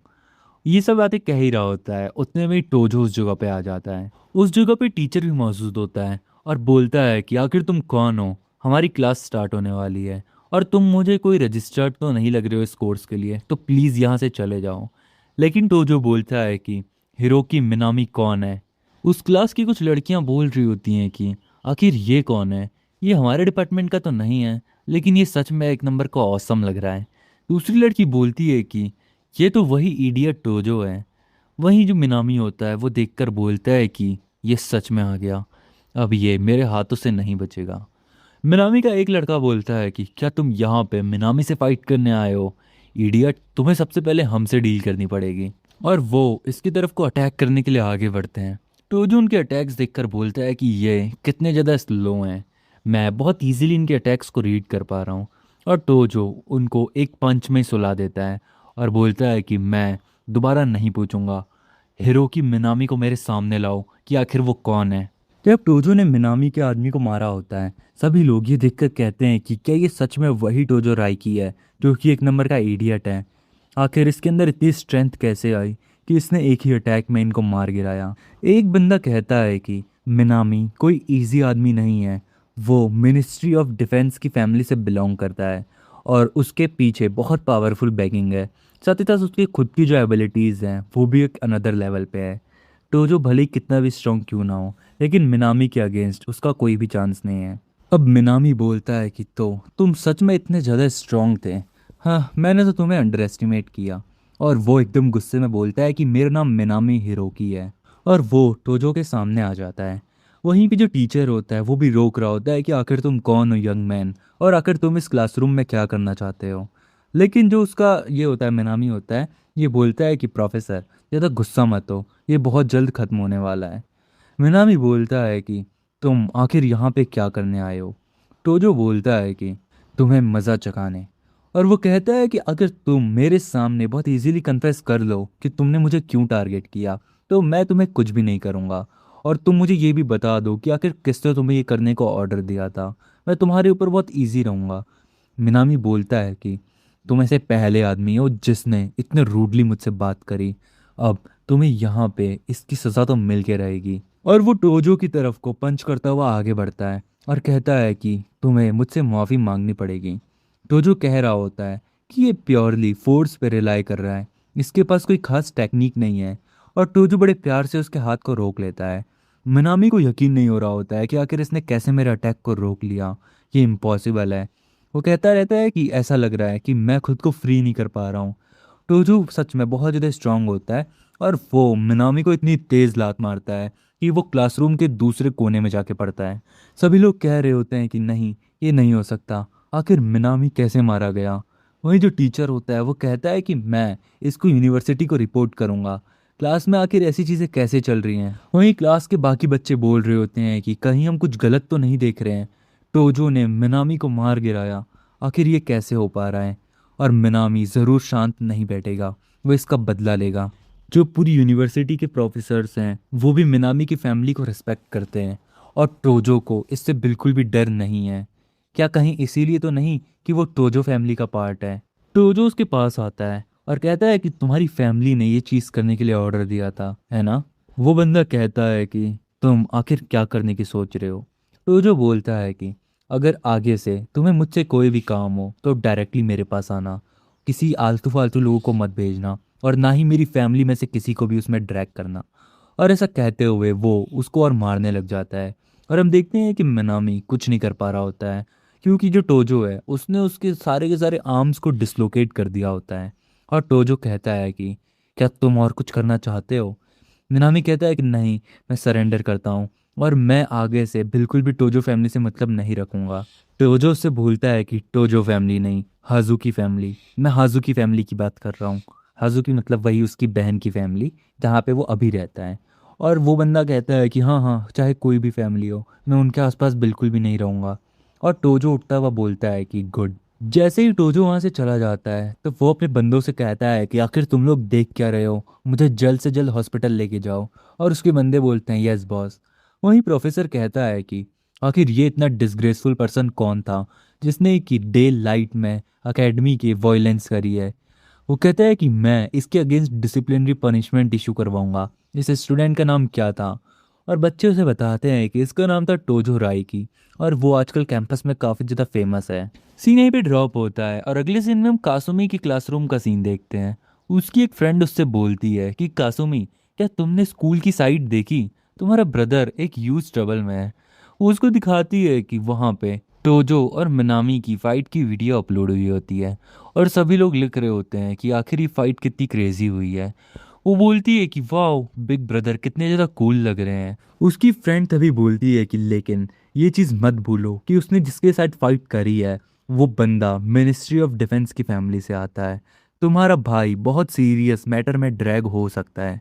कासुमी बोलती है कि हाँ, मैं आगे से उसको ध्यान रखने के लिए कहूँगी, और कहूँगी कि केयरफुल रहना। अब हम लोग देखते हैं कि एक नोटिस आ गया होता है कि सेकेंड ईयर स्टूडेंट टोजो राइकी को एक पनिशमेंट के रूप में, क्योंकि उसने कैंपस में बहुत सारे ऑर्डर्स को वायलेट किया है और उसने यहाँ पे वायलेंस करी है, तो इसीलिए उसको डिसिप्लिनरी एक्शन में डाल दिया गया है। लेकिन टोजो बोलता है कि यूनिवर्सिटी की पनिशमेंट मेरे लिए बिल्कुल भी मैटर नहीं करती है। उसको एक कॉल आता है उसके सिस्टर का, और वो उससे बोलती है कि ब्रदर आखिर तुम कहाँ हो। वो कहता है कि तुम्हें चिल्लाने की ज़रूरत नहीं है, मैं तुम्हें आसानी से सुन सकता हूँ। वो कहती है कि आखिर तुम मुझे बताओगे इस बारे में, या आखिर तुमने ये क्या किया है? क्या तुम मिनामी को जानते हो कि वो किस तरह का बंदा है? वो मिनिस्ट्री ऑफ डिफेंस से है, वो ज़रूर तुम्हारे अगेंस्ट रिटेलिएशन करेगा। तो जो बोलता है कि जब वो चीज़ होगी मैं तब भी उसे किसी ना किसी तरीके से डील कर लूँगा। तो जो अपने मन ही मन में कहता है कि मेरे 5000 ईयर्स की कल्टिवेटिंग इमॉर्टेलिटी में मैंने बहुत सारी बैटल्स को ओवरकम किया है, बहुत सारी बैटल झेली हैं, तो आखिर इतनी छोटी सी मुसीबत मेरे लिए क्या ही कर लेगी। उसकी सिस्टर उससे बोल रही होती है कि तुम्हें थोड़ा सा शांत होने की ज़रूरत है, कैंपस में थोड़ा सा शांत रहो। और उसको ब्रदर बोलता है कि तुम मेरी ज़्यादा चिंता मत करो। वो कहता है कि मैं बहुत स्ट्रांग बनने वाला हूँ, और इतना कहते हुए वो उसका फ़ोन कट कर देता है। अगले सीन में हम देखते हैं एक हॉस्पिटल का सीन, जहाँ पे मनामी होता है और उसकी फैमिली भी वहाँ पे आ गई होती है, जो कि बहुत गुस्से में होती है। वो शायद इसकी मदर है, जो कि कह रही होती है कि ये अनबिलीवेबल है, आखिर वो ऐसा कैसे कर सकता है? उसने हिरोकी फैमिली की अगेंस्ट वायलेंस यूज़ करी, क्या वो मरना चाहता है? मिनामी बोलती है कि मदर, मैं आपसे चाहती हूँ कि आप इस मैटर को फादर और ओल्डर ब्रदर्स से शांत रखें, क्योंकि मैं चाहता हूँ कि मैं अपना रिवेंज खुद से लूँ। मैं चाहता हूँ कि वो इस ह्यूमिलेशन के लिए पे करें और उसको रिग्रेट हो। ये मेरी रेपुटेशन का सवाल है, नहीं तो यूनिवर्सिटी में मुझे सब लोग ताने मारेंगे। मैं खुद से ये सब करूँगा। वहीं दूसरे सीन में टोजो कह रहा होता है कि भले ही वो लोग मेरे सामने कुछ भी ना हो, लेकिन इसके बावजूद भी मैं अपना गार्ड डाउन नहीं कर सकता हूँ। ये बॉडी अभी के वक्त पे बहुत ज़्यादा वीक है, और मुझे बहुत जल्द से जल्द इसकी स्ट्रेंथ को इंक्रीज़ करना पड़ेगा। ये टाइम है कि मैं अपने प्लान के साथ आगे बढ़ूं। और वो एक गाड़ी रोकता है और बोलता है कि मुझे नियरेस्ट हर्बल मेडिसिन शॉप पे लेके चलो। वो कहता है कि मुझे अब एलिक्सर्स को रिफाइन करना है, ताकि मैं खुद को अवेकन कर सकूं, और इसके लिए मैं मेडिकल हर्ब्स का सहारा लूँगा और कैसे ना कैसे करके उनको अपने काम में लाऊंगा। अगले सीन में दिखाया जाता है हमें मेडिकल स्टोर का सीन, जहाँ पे टोजो ने इन लोगों को बताया होता है कि मुझे ये दवाइयाँ चाहिए, और वो सभी लोग उन सभी दवाइयों को इकट्ठा करने लग जाते हैं। वो मेडिकल स्टोर वाला सोच रहा होता है कि ये बंदा इतनी सारी दवाइयों को खरीद रहा है, वो भी बिना किसी प्रिस्क्रिप्शन के, क्या ये कोई प्रोफेशनल है? वहीं टोजो उन लोगों को पैसे दे देता है और बोलता है कि ये लो, तुम्हारे जितने का भी हिसाब हुआ। और फिर उसके बाद वो सारी दवाइयाँ लेके बाहर को आ जाता है। वो कह रहा होता है मन ही मन में कि इन सभी पिल्स को रिफाइन करके मैं अपनी स्ट्रेंथ को बूस्ट करूंगा, और ये ऑलमोस्ट मेरा 1-2 महीने का काम तो चल ही जाएगा। लेकिन खैर, इतनी सारी दवाइयाँ खरीदने की वजह से अब मेरे पास बिल्कुल भी पैसे नहीं बचे हैं। वो कहता है कि मुझे एक शांत जगह चाहिए, जहाँ पे मैं इस पूरी प्रोसेस को अंजाम दे सकूँ, यहाँ पे पूरी रिफाइनमेंट वाली प्रोसेस को निपटा सकूँ। लेकिन अब मेरे पास बिल्कुल भी पैसे नहीं हैं कि मैं कोई रूम को रेंट कर सकूँ। तभी उतने में ही हम देखते हैं कि उसके पीछे पीछे वहाँ पे कासुमी आ जाती है और बोलती है कि ब्रदर, फाइनली मैंने तुम्हें ढूंढ लिया। टोजो उससे बोलता है कि कासुमी, तुम आखिर यहाँ पे क्या कर रही हो? वो उससे कहती है कि मैंने तुम्हें कहा था ना कि तुम कैंपस से बाहर मत जाना, और आखिर तुम्हारे पास ये फार्मेसी बैग क्या कर रहा है? क्या तुमने इस जगह को लूटा है? टोजो उससे बोलता है कि तुम इस चीज़ों पे ध्यान मत दो, तुम एकदम करेक्ट टाइम पे आई हो। क्या तुम मुझे कुछ पैसे उधार दे सकती हो? मुझे उनकी सख्त ज़रूरत है। मुझे एक रूम रेंट करना है, ताकि मैं इन सारी हर्ब्स को प्रोसेस कर सकूं। कासुमी बोलती है कि अभी तो मेरे पास सिर्फ 20,000 येन है, क्या इतना इनफ है? टोजो बोलता है कि नहीं, इतने से तो मेरा कुछ भी नहीं होगा। कासुमी मन ही मन में सोचती है कि फर्स्ट टाइम मेरा ब्रदर मुझसे पैसे मांग रहा है, और मेरे पास ये है भी नहीं। तभी उसकी जो फ्रेंड उसके साथ आई होती है, वो कहती है कि मेरे पास अभी 80,000 येन है मेरे अकाउंट में, अगर तुम चाहते हो तो तुम मेरा कार्ड यूज़ कर सकते हो। और वो उसको पेन भी बता देती है और बोलती है कि तुम्हारी सिस्टर तुम्हारे लिए बहुत ज़्यादा चिंतित लग रही है। वहीं टोजो भी मन ही मन में कह रहा होता है कि जैसा कि मैंने पहले भी कहा था कि इसकी यिन फिजिक बहुत ज़्यादा कमज़ोर है, और उसकी वजह से यिन एनर्जी इसकी पूरी की पूरी बोन्स में जा चुकी है। अगर किसी एक्सपर्ट ने जल्द से जल्द इंटरवीन नहीं किया तो ये कुछ समय में ही मर जाएगी। ये शायद 1 साल से ज़्यादा भी नहीं टिकने वाली है। और फिर टोजो उससे कार्ड लेते हुए कहता है कि थैंक यू, मैं 2 हफ्ते के अंदर तुम्हें तुम्हारे पैसे वापस दे दूंगा। और वो बोलती है कि नहीं नहीं, इतनी जल्दी करने की कोई भी ज़रूरत नहीं है। और वहीं टोजो के जाने के बाद वो लड़की अपने मन ही मन में कह रही होती है कि आखिर मैंने इसके ऊपर इतना इजीली ट्रस्ट क्यों कर लिया। इसके अंदर से पता नहीं एक ऐसा ऑरा रेडिएट हो रहा था, जिसकी वजह से मुझे इसके ऊपर बिलीव हो गया। अब उसके बाद टोजो कह रहा होता है कि मुझ जैसे कल्टीवेटर के लिए इतनी अमाउंट ऑफ मनी भी कुछ भी नहीं है, ये बहुत ज़्यादा कम है। लेकिन वो जो लड़की है उसके पास सिर्फ यही सब कुछ था। 80,000 येन उसके सारे के सारे पैसे हैं, उसके लिए बहुत मैटर करते हैं। वो कहता है कि ओरिजिनली मेरा बिल्कुल भी इंटेंशन नहीं था कि मैं किसी के भी साथ किसी भी तरीके से इन्वॉल्व ना हूँ, लेकिन अब क्योंकि उसका मेरे ऊपर कर्जा है तो इसीलिए ऐसा मैं सपोज करता हूँ कि ये एक फेट ही है कि अब मुझे उसका वो कर्ज रीपे करना पड़ेगा। वो कहता है कि एक प्योर जो यन फिजिक होती है उसको मेरिडियंस की वजह से ब्लॉक हो जाता है और कोई भी इजीली उसको मतलब नहीं क्योर कर सकता है, लेकिन अब मैं उसकी उस यन फिजिक को ठीक करके रहूँगा। मैं उस डेप्थ को रीपे करूँगा और मैं ये इंश्योर करूँगा कि वो लड़की एक लॉन्ग लाइफ जिए। और उसके बाद हमारा सीन ड्रॉप होता है और हम देखते हैं कि टोजो एक जगह पे आया होता है। यहाँ पे एक लेडी उसे कह रही होती है कि ये रूम 12,000 येन का है। वो कहती है कि ये 2 मंथ डिपॉजिट है और इनिशियल जो मूव इन कॉस्ट है वो तुम्हें टोटल 36,000 येन पड़ेगी। तो जो बोलता है कि अब मुझे बाकी की जो भी चीज़ चाहिए वो मैं खुद से ले लूँगा, और अभी सबसे जो मेरा अल्टीमेट एम है वो ये है कि मुझे अपनी स्ट्रेंथ को इंक्रीज़ करना है और ये एक बहुत इजी वे हो सकता है जिससे मैं पैसे कमा सकूं। ये रूम भले ही थोड़ा सा बेकार कंडीशन में है लेकिन उसके बावजूद भी मैं बहुत सारी चीज़ें यहाँ पे कर सकता हूँ। और अब उसके बाद हम देखते हैं कि वो अपना सेटअप वगैरह तैयार कर लेता है, रिफाइनमेंट की पूरी प्रोसेस शुरू कर देता है और बोलता है कि जितने भी इंग्रेडिएंट्स यहाँ पे हैं इसमें से 3 वाइटल फैक्टर्स हैं जो कि मेरी रिफाइनमेंट को बहुत ज़्यादा मतलब जल्दी करेंगे। वो कहते हैं कि बहुत सारी चीज़ें हमको यहाँ पे ध्यान देनी पड़ती हैं रिफाइनमेंट की प्रोसेस में, जैसे कि जो हर्ब्स हम यूज़ कर रहे हैं उसकी क्वालिटी कैसी है, रिफाइनमेंट के वक्त पे तुम्हारी हीट कंट्रोल कैसी है, और साथ ही साथ मेडिकल प्रॉपर्टीज़ का एक्टिवेशन हो रहा है या नहीं हो रहा है। हर एक हर्ब की अपनी अलग प्रॉपर्टीज़ होती हैं और हमें उन प्रॉपर्टीज़ को अलग अलग ट्रीटमेंट की वजह से एक्टिवेट करना पड़ता है, जैसे किसी को फायर में बर्न करके, किसी को वाटर में डिजोल्व करके और किसी को न्यूट्रलाइज करके। वो कहता है कि एक जो वीक स्पिरिचुअल एनर्जी होती है इस अर्थ में, उसके बेसिस पे मैं इन सब से कुछ ज़्यादा एफिशिएंसी तो एक्सपेक्ट नहीं कर सकता हूँ, लेकिन स्टिल मुझे इतनी बिलीव है कि मेरी जो नॉलेज है उसकी मदद से मैं एक बिगनर लेवल एलिक्सर को तो मतलब एक एस टाइप के पिल को तो रेडी कर ही लूँगा। और इसको मुझे केयरफुली मतलब प्रोसेस के थ्रू जाना पड़ेगा, और ये मेरे लिए एकदम बच्चों का खेल है कि मैं जल्द से जल्द अपने रिफाइनमेंट की प्रोसेस को कंप्लीट करूं। और वो ये सारी प्रोसेस कर ही रहा होता है, तभी अचानक से उसको उसके डोर से एक आवाज़ आती है। वो कहता है कि अब आखिर यहाँ पे मुझे डिस्टर्ब करने कौन आ गया, मैंने तो यहाँ पे कोई नॉइज़ भी नहीं करी और मैं बहुत शांति से यहाँ पे अपना काम कर रहा हूँ, तो आखिर ये कौन है जो कि अब मुझे यहाँ पे ट्रबल देने आया है। और हम देखते हैं कि अचानक से दरवाज़ा खुलता है और कुछ गुंडे उस जगह पे आते हैं और बोलते हैं कि अच्छा, तो तुम यहाँ पे छुपे हुए हो, हम बहुत समय से तुम्हें ढूंढ रहे हैं, फाइनली तुम हमें मिल गए। और उनमें से एक बंदा बोलता है कि हाँ ये वही बंदा है, मैं श्योर हूँ, जाओ जाके उसे दबोच लो। तो जो कहता है कि हाँ मैं अपने क्रूशियल स्टेप पे बस जाने ही वाला था और तुम लोग यहाँ पे मुझे डिस्टर्ब करने आ गए। वो बोलते हैं कि सॉरी, लेकिन अभी मेरे पास ये टाइम नहीं है कि मैं तुम लोगों के साथ खेलूं। उन लोगों को बहुत ज़्यादा गुस्सा आता है कि आखिर ये क्या कह रहा है, आखिर इसकी हिम्मत कैसे हुई हमसे ऐसे बात करने की। तो जो उन दोनों बंदों को मुंह से पकड़ता है और उन्हें इतनी तेज जाके पीछे फेंकता है कि वो बंदे बहुत दूर जाके पड़ते हैं। तो जो कहता है कि मुझे जल्दी से बताओ कि आखिर तुम्हें किसने ऑर्डर दिया यहाँ आने का, वरना मैं तुम्हें छोड़ूंगा नहीं। और वो जो तीसरा बंदा होता है यहाँ पे जो कि इनका लीडर होता है इन दोनों का, वो कहता है कि तुमने हिरोकी को मारा है, इसका मतलब ये है कि तुम्हारे अंदर स्किल्स तो हैं, लेकिन मैं उन सभी से एकदम डिफरेंट लीग में हूँ, तो तुम मेरे ऊपर ही बच्चों वाले खेल नहीं खेल सकते हो। और वो आते ही बहुत तेज का धक्का मारता है टोजो को और टोजो थोड़ा सा पीछे हो जाता है।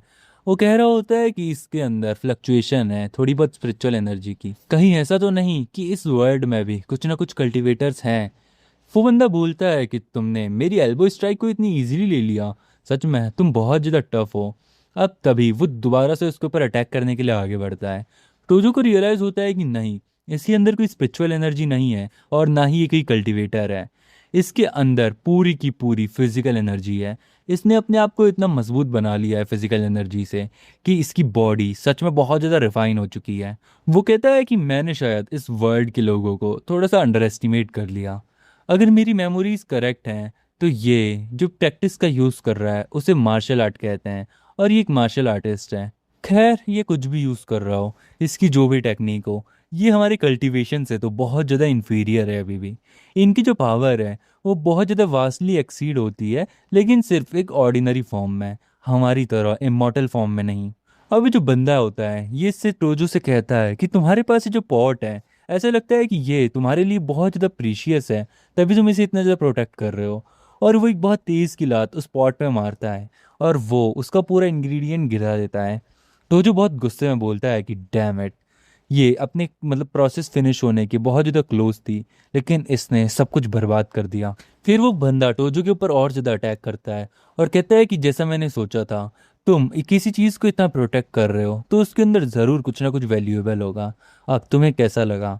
और वो टोजो को बहुत पीछे जाके गिराता है। अब हम देखते हैं कि टोजो के हाथ में एक पिल होती है जो कि कहीं ना कहीं ऑलमोस्ट रिफाइनमेंट के प्रोसेस तक जा चुकी होती है। वो कहता है कि मैं चाहता था कि मैं इसे थोड़ी देर और बॉईल करूं, लेकिन खैर अब क्योंकि तुमने मेरी प्रोसेस बिगाड़ ही दी है तो इतना मेरे लिए सफिशिएंट है। और वो उस पिल को खाते हुए बोलता है कि अब मैं तुम्हें यूज़ करूंगा अपनी पावर को टेस्ट करने के लिए, मेरी फर्स्ट स्टेज ऑफ कंडेंसेशन की पावर, इसको मैं तुम्हारे ऊपर यूज़ करूंगा। वो बंदा अचानक से बहुत ज़्यादा शॉक होता है और कहता है कि इस बच्चे के ऊपर से आखिर इतना इंटेंस अमाउंट ऑफ प्रेशर कैसे आ रहा है। मैं बिलीव नहीं कर सकता कि ये वही बंदा है जिससे मैं भी 1 मिनट पहले तक फाइट कर रहा था। अब टोजो उसकी तरफ को आगे बढ़ते हुए कहता है कि क्या तुम मरने के लिए तैयार हो? वो बंदा भी बोलता है कि मैं तुम्हारे ऊपर बिल्कुल भी टाइम वेस्ट नहीं कर सकता हूँ, और वो उसके ऊपर अटैक करने के लिए आगे बढ़ता है। टोजो बोलता है कि तुम्हें क्या लग रहा है तुम इजीली इतना मेरे ऊपर अटैक कर सकते हो? और वो उसका हाथ पकड़ता है और उसके हाथ को मोड़ देता है और उसके हाथ से एकदम फ्रैक्चर की साउंड आती है। टोजो बोलता है कि सच में फर्स्ट स्टेज ऑफ कंडेंसेशन में तो बहुत ज़्यादा डिफरेंस है, मैं अपने अंदर से बहुत ज़्यादा massive amount of QI feel कर पा रहा हूँ। वो बंदा पीछे से चिल्ला रहा होता है कि तुमने मेरे हाथ को क्या किया? वो कहता है कि मैं बिलीव नहीं कर सकता कि एक कॉलेज स्टूडेंट इतना ज़्यादा स्ट्रांग है। नहीं, ये हो ही नहीं सकता। मुझे बताओ कि आखिर तुम कौन हो? और टोजो उसकी तरफ को कुछ तो पावर से यूज़ करता है और वो एक पावर की मदद से उसका गर्दन पकड़ता है और बोलता है कि अपना मुंह बंद रखो, आखिर तुम्हारी हिम्मत कैसे हुई कि तुम मुझे डिफाई करोगे? और वो उस बंदे को दीवार के सहारे अटका देता है। बोलता है कि अब मुझसे बात करो और मुझे बताओ कि आखिर तुम्हें किसने ऑर्डर दिया था मेरे पीछे आने के लिए। अगर तुमने मुझे जवाब नहीं दिया तो तुम यहाँ पे मारे जाओगे। वो बंदा बहुत ज़्यादा खांसने लग जाता है और बोलता है कि प्लीज़ प्लीज़ मुझे मत मारो। तुम्हें मारने के लिए मुझे ऑर्डर दिया था हिरोकी मिनामी ने। उसी ने मुझे कहा था कि मैं तुम्हारे ऊपर अटैक करूं। प्लीज़ अब मुझे जाने दो, मैं आगे से बिल्कुल भी ऐसा कुछ भी नहीं करूंगा। वहीं टोजो अपने मन ही मन में सोच रहा होता है कि जैसा मैंने सोचा था वो रिवेंज के लिए ज़रूर आएगा, और वो जितना मैंने सोचा था उससे कहीं ज़्यादा जल्दी रिवेंज के लिए आ गया। और वो कह रहा होता है कि मिनामी, मैं ज़रूर इंश्योर करूँगा कि तुम इसके लिए ज़रूर रीपे करोगे, मैं तुम्हें छोड़ूंगा नहीं। वो जो बंदा होता है वो टोजो से कहता है कि मैंने तुम्हें सच बता दिया तो क्या अब तुम हमें जाने दोगे? टोजो बोलता है सिर्फ एक कंडीशन पे। वो बंदा बोलता है कि बताओ बताओ क्या कंडीशन है? वो कहता है कि तुमने मेरे रूम को एकदम ट्रैश कर दिया, तुमने यहाँ पे बहुत सारा डैमेज किया है, तो तुम्हें उसके लिए पे करना पड़ेगा, तुमने जितना भी नुकसान किया है। वो बंदा थोड़ा सा शॉक हो जाता है कि सिर्फ पैसों में ये निपटा दे रहा है, और वो बोलता है कि क्या हुआ, तुम्हें कोई दिक्कत है क्या? वो बंदा बोलता है कि नहीं नहीं, कोई भी दिक्कत नहीं है। और वो अपने एक आदमी से बोलता है कि जल्दी से इस टोजो को पैसे ट्रांसफ़र करो। और हम देखते हैं कि उसने उन लोगों से 2 लाख येन रिसीव कर लिए होते हैं। बंदा बोलता है कि तो क्या अब हम जाएं? टोजो बोलता है कि जितनी जल्दी हो सके उतनी जल्दी तुम लोग यहाँ से दफ़ा हो जाओ। और वो तीनों के तीनों लोग दुम दबा के वहाँ से भाग जाते हैं। भागते भागते उनमें से एक बंदा बोलता है कि बॉस, क्या ये ठीक है? हिरोकी ने हमसे कहा था कि हम इस बंदे को ख़त्म करके आएं। वो बंदा बोल रहा होता है कि तुम पागल हो क्या? क्या तुम चाहते हो कि हम दोबारा जाएं वहाँ पे मरने के लिए? वो बहुत ज़्यादा स्ट्रांग है और हम अकेले उसका कुछ भी नहीं बिगाड़ सकते हैं। अब उसके बाद ये सीन ड्रॉप हो जाता है और हम देखते हैं कि टोजो अकेला बैठा हुआ होता है और कहता है कि मैंने ओरिजिनली प्लान किया था कि मैं इस कंडेंसेशन प्रोसेस को थर्ड स्टेज तक लेके जाऊं, लेकिन इन लोगों की वजह से मैं सिर्फ सेकंड स्टेज तक ही जा पाया, और अब मेरे पास ये सारी पिल्स बची हुई हैं। और वो उन सारी की सारी पिल्स को ले लेता है और बोलता है कि अगर मैंने सेकंड स्टेज को स्टेबलाइज नहीं किया जल्द से जल्द तो मैं दोबारा से सेकंड फर्स्ट स्टेज पे वापस आ जाऊंगा। और वो बैठकर उनको स्टेबलाइज करने लग जाता है। हम देखते हैं कि अचानक से उसके अंदर कोई पावर इनेबल होती है। वो कहता है कि मैंने नहीं सोचा था कि यहाँ पे अपने आप को प्योरीफाई करने के बाद मैं अपने अंदर एक हिडन ब्लड लाइन को डिस्कवर करूँगा। ये तो सच में बहुत ज़्यादा क्रेजी है। और इस पावर का नाम होता है पर्पल डीमन आइज। ये यूज़र को अलाउ करती है कि वो किसी भी चीज़ की एसेंस को जान सकें और किसी भी नोमेना या फिनोमेना के ट्रू फॉर्म को अनकवर कर सकें। मतलब बेसिकली इस पावर की मदद से ये कुछ भी जान सकता है, कोई भी चीज़ कैसे काम करती है, किसके अंदर क्या चीज़ मतलब बसी हुई है, कुछ भी जान सकता है। तो बोलता है कि ये एक ऐसी पावर है जो कि बहुत ज़्यादा सरपास कर सकती है किसी भी चीज़ को। लेकिन तभी उसे रियलाइज़ होता है कि इसकी ये जो पावर है ये बहुत ज़्यादा स्पिरिचुअल एनर्जी को कंज्यूम कर रही है। और वो बोलता है कि अभी मैं सिर्फ सेकंड स्टेज पर हूँ क्यूआई कंडेंसेशन के, तो मैं 1 मिनट से ज़्यादा भी इस पावर को यूज़ नहीं कर पा रहा हूँ। अभी के वक्त में मैं स्टिल बहुत ज़्यादा वीक हूँ। मुझे और ज़्यादा मेडिकल इंग्रेडिएंट्स खरीदने की ज़रूरत है, और साथ ही साथ मुझे इस स्ट्रेस्ड रूम को फिक्स करने की ज़रूरत है और अपने लिविंग एक्सपेंसेस को ठीक करने की ज़रूरत है। ये वर्ल्ड सच में बहुत ज़्यादा हसल है। यहाँ पे बहुत ज़्यादा दिक्कतें हैं। तुम बिना पैसे के यहाँ पे कुछ भी नहीं कर सकते हो, चाहे कुछ भी हो जाए। अब तभी अचानक से उसका फ़ोन बजता है और उस फ़ोन में नोटिफिकेशन आती है। वो बेसिकली एक न्यूज़ देख रहा होता है, जिस न्यूज़ में उसे पता चलता है कि एक एंटिक मार्केट में एक आदमी ने एक बहुत पुरानी मिंग डायनेस्टी की वेस्ट को डिस्कवर किया और उसकी वजह से उसने 200 मिलियन येन्स कमाए। और ये न्यूज़ सुन के ये बहुत ज़्यादा हैरान होता है और बोलता है कि अब क्योंकि मेरे पास पर्पल डीमन आइज़ हैं, तो इनका यूज़ करके मैं भी कुछ ऐसी एंटिक चीज़ों को ढूंढ सकता हूँ। मैं अपना फॉर्चून बदल सकता हूँ। एंटिक मार्केट में मैं भी बहुत सारे ट्रेजर्स ढूंढ सकता हूँ। और वो वहाँ से निकल जाता है और कहता है कि मुझे भी ये करना पड़ेगा। हम देखते हैं कि वो उस एंटिक मार्केट में पहुँच जाता है और कहता है कि अब मुझे यहाँ पे बहुत सारी एंटिक चीज़ें ढूंढनी पड़ेगी। वो अपने पर्पल डीमन आइज को एक्टिवेट कर देता है। एक दुकानदार उससे बोलता है कि ये ब्रदर, ये एक जेन्युइन मिंग डायनेस्टी का आर्टिफैक्ट है और मैं तुम्हें इसे 6 लाख येन में दूंगा। वो अपनी पर्पल डीमन नाइस से देखता है कि वो फेक आर्टिफैक्ट है। वो बंदा बोलता है कि ये फेक है और तुम ऐसी चीप ट्रिक्स मेरे ऊपर मत आजमाओ, ठीक है। वो उस मार्केट में ऐसी सारी चीज़ों को एग्जामिन करने लग जाता है और बोलता है कि जैसे मैंने सोचा था कि इस एंटिक मार्केट में ऑलमोस्ट सारी चीज़ें फेक हैं। इसमें बहुत सारी फेक चीज़ें मिली हुई है और ये लोग सिर्फ यहाँ पे ऑडियंस का पागल बनाते हैं। वो जो पर्पल आइस को यूज़ कर रहा होता है तो वो कहता है कि ये मेरा enormous amount of spiritual energy को कंटेन कर रहे हैं। मैं इसको अफोर्ड नहीं कर सकता हूँ कि इतनी ज़्यादा पावर मेरी जाती रहे। मुझे कुछ ना कुछ देखना पड़ेगा। अब तभी वो देखता है कि डीमोनिक एनर्जी का फ्लक्चुएशन हो रहा है और वो देखता है कि वहाँ पे एक आर्टिफैक्ट होता है जिसमें उसे स्पिरिचुअल एनर्जी की लंप दिख रही होती है। मतलब ये एक ओरिजिनल असली आर्टिफैक्ट है। वो जब उस शॉप की तरफ को आगे बढ़ता है तो अचानक से उसके पीछे से एक आदमी गुजरता है और उसको देखकर टोजो कहता है कि इसके अंदर से मुझे बहुत ज़्यादा मार्शल आर्ट्स की एनर्जी सेंस हो रही है। ये एक आदमी मार्शल आर्टिस्ट है। वो बोलता है कि इस वर्ल्ड में तो सच में बहुत ज़्यादा पावरफुल लोग एग्जिस्ट करते हैं। अब तब वो आगे को बढ़ने लग जाता है और वो दुकानदार उससे बोलता है कि हे बच्चे, वहाँ पे खड़े मत रहो और आओ मेरे साथ और मेरे साथ बार्गेन करो। तो जो बोलता है कि यहाँ पे मुझे बहुत सारे लोग देख रहे हैं, तो अगर मैं सीधा उस शॉप पे जाके उस स्पेशियस आर्टिफैक्ट को उठा लाऊं तो सभी लोग मेरे पे बहुत ज़्यादा शक करेंगे। तो इसीलिए मुझे कुछ ऐसा करना पड़ेगा कि मेरे ऊपर शक भी ना आए। तो जो शॉप पे जाता है और बोलता है कि मुझे इन सभी आइटम्स का इंडिविजुअल प्राइस बताओ। वो शॉपकीपर मन ही मन में सोच रहा होता है कि ये बच्चा मुझे बहुत बड़ा इडियट लग रहा है, मैं इससे इजीली पैसे कमा सकता हूँ।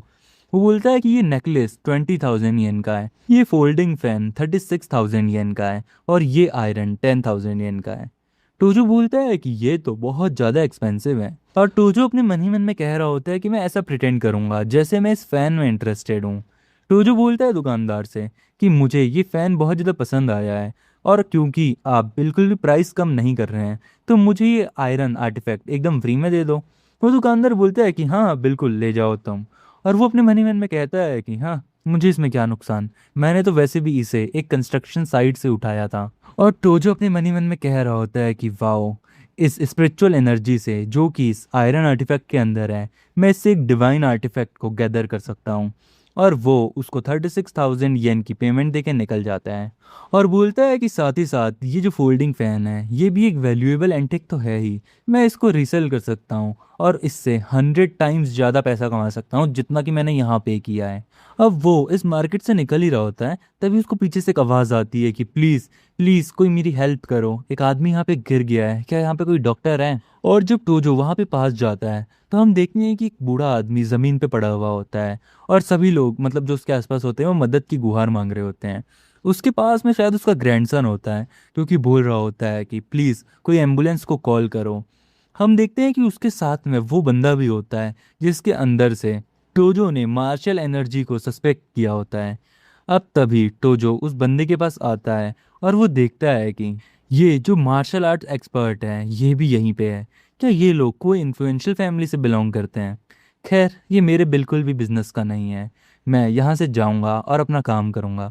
और वहाँ से निकलने लग जाता है, तभी वो पीछे से सुनता है कि प्लीज़ कोई मेरे ग्रैंडफादर को बचा लो, जिसने भी ये किया मैं उसे 2 मिलियन पे करूँगा।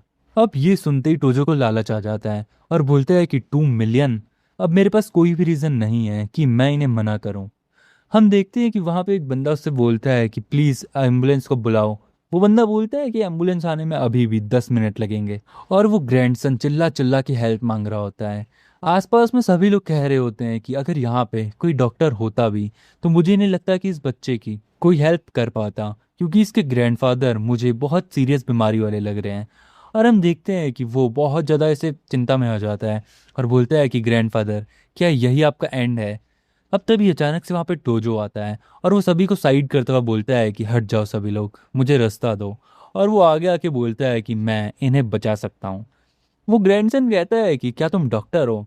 टोजो बोलता है कि नहीं, लेकिन मैं इन्हें बचा सकता हूँ। अब वो जो मार्शल आर्ट वाला बंदा होता है वो कहता है कि हे बच्चे, यहाँ पे बकवास करना बंद करो, यहाँ पे तुम कुछ भी नहीं कर सकते हो समझे, तो कुछ ऐसी चीज़ मत करो जिसकी तुम रिस्पॉन्सिबिलिटी ना ले सको।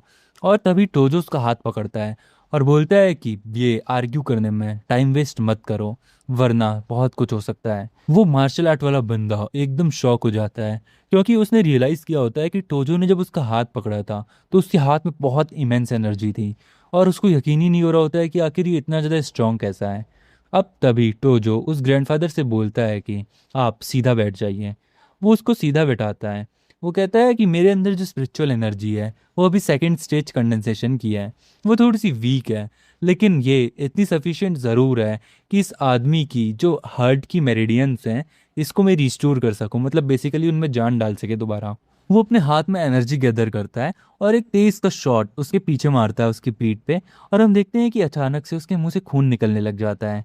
वो बच्चा एकदम चिंता में बोलता है कि ग्रैंडफादर। वहीं पीछे जो मार्शल आर्ट वाला बंदा होता है वो कहता है कि बास्टर्ड, आखिर तुमने उनके साथ ये क्या किया। और वो उसको मारने के लिए उसकी तरफ को आगे बढ़ता है, तो जो उसके अटैक से बच जाता है। वो बंदा बोलता है कि क्या तुम भागने का ट्राई कर रहे हो? तो जो बोलता है कि ये तुम्हें मेरी फाइनल वार्निंग है, अपनी ये बचकानी हरकतें बंद कर दो, क्या तुम्हें पता भी है तुम्हें क्या कर रहे हो? और टोजो सिर्फ एक फिंगर टिप से उसे रोक देता है और बोलता है कि तुम्हारा बस हुआ। उतने में हम देखते हैं कि वो जो बूढ़ा आदमी होता है वो वापस होश में आ जाता है। उसका ग्रैंडसन बोलता है कि ग्रैंडफादर, आप वापस कॉन्शियस में आ गए। वो बंदा बोलता है बूढ़ा कि अब मुझे बहुत ज़्यादा बेटर फील हो रहा है, मेरी चेस्ट बहुत ज़्यादा रिलीफ है पहले से, और मैं बहुत अच्छे से ब्रीथ कर पा रहा हूँ। और वो उस मार्शल आर्टिस्ट को रोकते हुए बोलता है कि यूसुके, रुक जाओ, इस आदमी ने मेरी जान बचाई है, तुम इसके साथ ये क्या कर रहे हो? अब वो जो बूढ़ा आदमी होता है वो उसकी तरफ को आता है और बोलता है कि सुनो यंगस्टर, तुम जो भी हो, मैं तुम्हारा डेप्ट कभी नहीं भूल सकता हूँ कि तुमने मेरी जान बचाई है। तो जो बोलता है कि हाँ हाँ वो सब ठीक है, लेकिन मुझे सिर्फ मेरे पैसों से मतलब है, यही मेरे लिए मैटर करता है। आसपास के सभी लोग कह रहे होते हैं कि ये आदमी सिर्फ पैसों के बारे में सोच रहा है, क्या ये कोई खास आदमी है? तो जो उस ग्रैंडसन से बोलता है कि तुमने कहा था ना कि तुम 2 मिलियन येन देने वाले हो, तो अब दो, मैंने तुम्हारे ग्रैंडफादर की जान बचाई है। और वो बंदा बोलता है कि हाँ हाँ ज़रूर।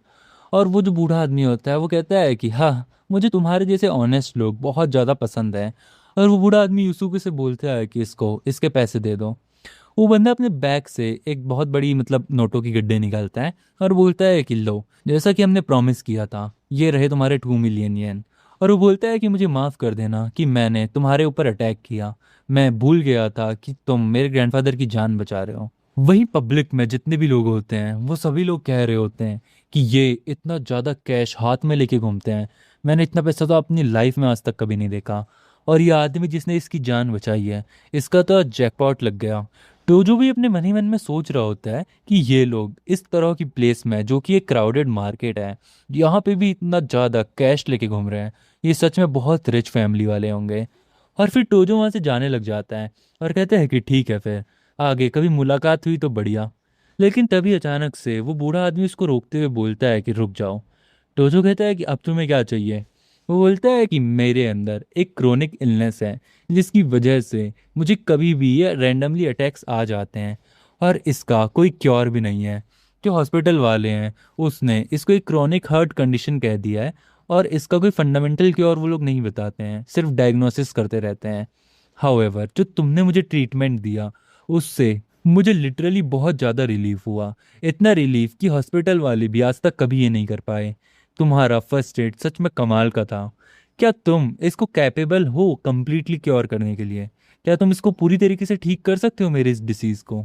तो जो अपने मन ही मन में कह रहा होता है कि ये मेरिडियंस की एजिंग की वजह से होता है, मतलब बेसिकली कुछ ऐसी नर्व्स होती हैं जो कि स्ट्रक हो जाती हैं, और ये बहुत सारे सिम्टम हैं ऐसे क्यूआई और ब्लड स्टैग्नेशन के।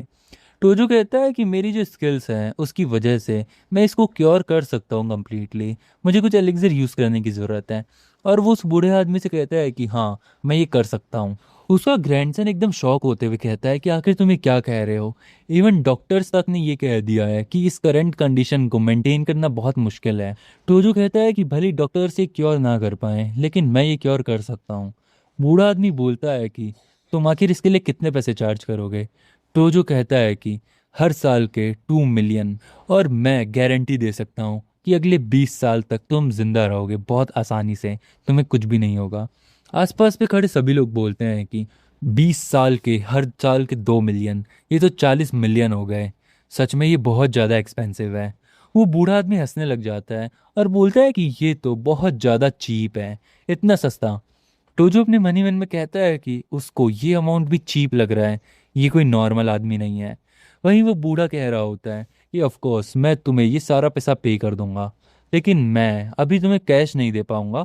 तो अगर तुम मुझे अपना अकाउंट नंबर दे दोगे तो मैं तुम्हें सारा अमाउंट ट्रांसफ़र कर दूंगा कल तक। टोजो कहता है कि नहीं, मुझे कैश चाहिए, मैं बैंक ट्रांसफ़र नहीं चाहता हूँ। टोजो बोलता है कि कल हम लोग इसी जगह पे यहीं पे मिलेंगे दोबारा से, और तब तुम वो कैश ले आना, और मैं ऑन द स्पॉट तुम्हें ट्रीटमेंट दे दूंगा। और जाते जाते वो बूढ़ा आदमी उससे बोलता है कि ठीक है, पर क्या मैं तुम्हारा नाम जान सकता हूँ? और टोजो जाते जाते उसे बताता है कि मेरा नाम है टोजो। उस बूढ़े आदमी का पोता बोलता है कि ग्रैंडफादर, क्या आप श्योर हैं कि हम इसके ऊपर ट्रस्ट कर सकते हैं? 40 मिलियन एक मैसिव अमाउंट है, और हम ऐसे किसी पे भी ट्रस्ट नहीं कर सकते हैं। वो बूढ़ा आदमी बोलता है कि तोशिया, तुमने क्या पहले नोटिस नहीं किया? उसकी फिजिकल स्ट्रेंथ वो इतनी ज़्यादा है कि वो यूसुके से भी बहुत ज़्यादा ऊपर है। वो बोलता है कि उसका ट्रीटमेंट भी एक बहुत लाइफ सेविंग ट्रीटमेंट था, और ये कोई मिरेकल से कम नहीं है। मेरी इस टर्बुलेंट लाइफ में मैंने आज तक कभी भी किसी भी बंदे को मिसजज नहीं किया है, तो मैं ये श्योर हूँ कि मैं इसे भी मिसजज नहीं कर रहा हूँ। वो कोई भी ऑर्डिनरी आदमी नहीं है, मैं ये गारंटी के साथ कह सकता हूँ। और उसके बाद हमारा सीन ड्रॉप होता है, और हम अगले सीन में टोजो को देखते हैं, जो कि रास्ते में चलते चलते कह रहा होता है कि आज का दिन मेरे लिए बहुत अच्छा था। मुझे 2 मिलियन कैश मिले, साथ ही साथ मुझे वो आयरन स्पिरिट वाला स्टोन भी मिला है। ये इसकी वजह से मैं और ज़्यादा पैसे कमा सकता हूँ, और साथ ही साथ कल मुझे 40 मिलियन पैसे मिलने वाले हैं, जिसके बाद मेरी फंडिंग की तो सारी प्रॉब्लम सॉल्व हो जाएंगी, फिर मुझे कोई भी दिक्कत नहीं रहेगी। और रास्ते में चलते चलते टोजो को फील होता है कि उसे कोई लोग फॉलो कर रहे हैं।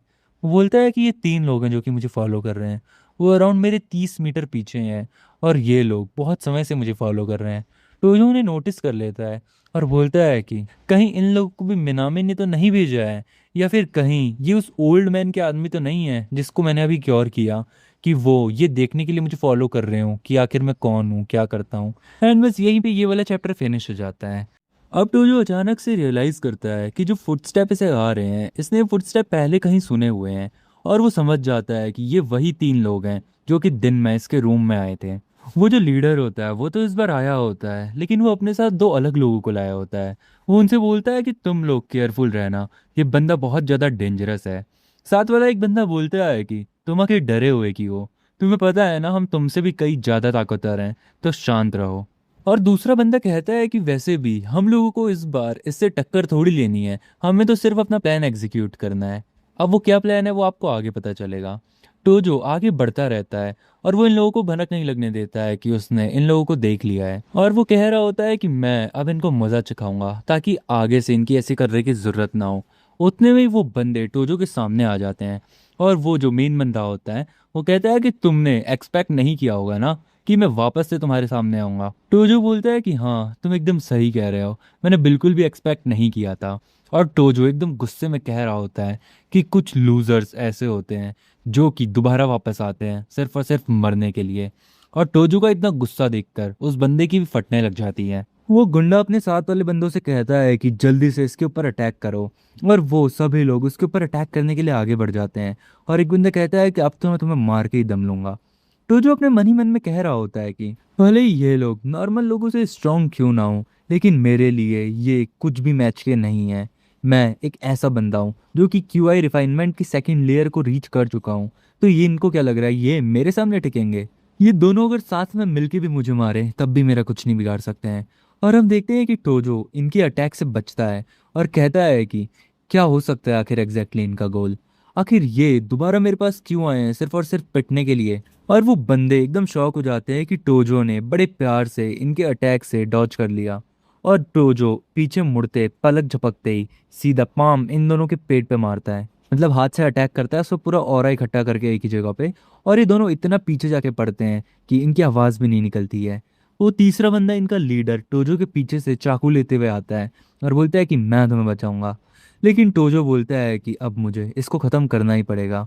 वो अपनी दो उंगलियों के बीच में उसके नाइफ को रोक लेता है और बोलता है कि मैंने तुम्हें एक बार जिंदा वापस जाने दिया था।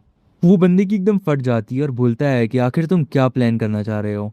और टोजो एकदम से एक लात उसके मुंह पे मारता है और वो बंदा भी सीधा जमीन पे जाके गिरता है।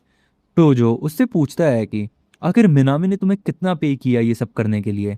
तुम्हें पता है ना कि यहाँ पे अब तुम्हारी एकदम पॉइंटलेस डेथ होने वाली है, तुम क्यों खाली मेरे पास मरने आए? लेकिन वो जो बंदा पीछे गिरा होता है वो हंसते हुए बोलता है कि तुम्हें क्या लग रहा है इस बार तुम जीत गए हो? ये तुम्हारी गलतफहमी है। टोजो बोलता है कि आखिर तुम्हारा क्या मतलब है? और उतने में ही हम देखते हैं कि वहां पे पुलिस के सायरन्स बजने लग जाते हैं और टोजो को हर तरफ से पुलिस ने घेर लिया होता है। एक पुलिस वाला गाड़ी से उतरते हुए बोलता है कि यहाँ से कोई भी हिलना मत, और वो टोजो से जमीन पे बैठने के लिए बोलता है। टोजो अपने मन ही मन में कहता है कि मैं अभी सिर्फ सेकंड लेयर पे हूँ क्यूआई रिफाइनमेंट के, और इस लेवल पर मैं अभी बुलेट्स को डिफ्लेक्ट नहीं कर सकता हूँ, और इसी वजह से इन पुलिस वालों से लड़ने में मुझे थोड़ी दिक्कत हो सकती है। तो बेटर रहेगा कि मैं इनके साथ कॉपरेट करूं। वो पुलिस वाले बोलते हैं कि हिलना मत और चुपचाप से अपने हाथ ऊपर कर दो। टोजो को मन ही मन में शक तो हो रहा होता है कि ये पुलिस वाले इतनी परफेक्ट टाइम पे यहाँ पे आए हैं, कहीं इसके पीछे भी मिनामी का हाथ तो नहीं है। और उतने में ही वो पुलिस वाला बोलता है कि तुम्हें अंडर अरेस्ट किया जाता है क्योंकि तुम यहाँ पे ग्रुप फाइटिंग कर रहे थे, और क्योंकि तुम्हारे हाथ में ये चाकू भी है इसका मतलब तुमने वेपन का यूज किया है। टोजो से बोलता है कि नहीं, पहले मेरे ऊपर अटैक हुआ था और मैंने सिर्फ खुद को डिफेंड किया है। ये वेपन्स मेरे नहीं है बल्कि इन लोगों के हैं जो कि मुझे मारने आए थे। पुलिस वाला कहता है कि तो आखिर तुम इन्हें अपने हाथ में लेकर क्या कर रहे हो? अब बहाने बनाना बंद करो, हमारे पास तुम्हारे खिलाफ ये एविडेंस है और हम इसी के बेसिस पे तुम्हें अरेस्ट करते हैं। और वो अपने बाकी ऑफिसर्स को कहता है कि इसको गाड़ी में डालो, बाकी की हम सारी इन्वेस्टिगेशन स्टेशन में करेंगे। और जाते जाते वो जो बंदा होता है वो टोजो के मुंह पे आता है और उससे बोलता है कि हाँ फाइनली तुम्हारा गेम खत्म हुआ। और ऐसा बोलते बोलते वहां से टोजो को ले जाते हैं। हम देखते हैं कि टोजो जब कार में बैठ जाता है तो वो पुलिस वाले से पूछता है कि आखिर ये किस टाइप का स्टंट था, मुझे बताओ कि आखिर इसके पीछे कौन है।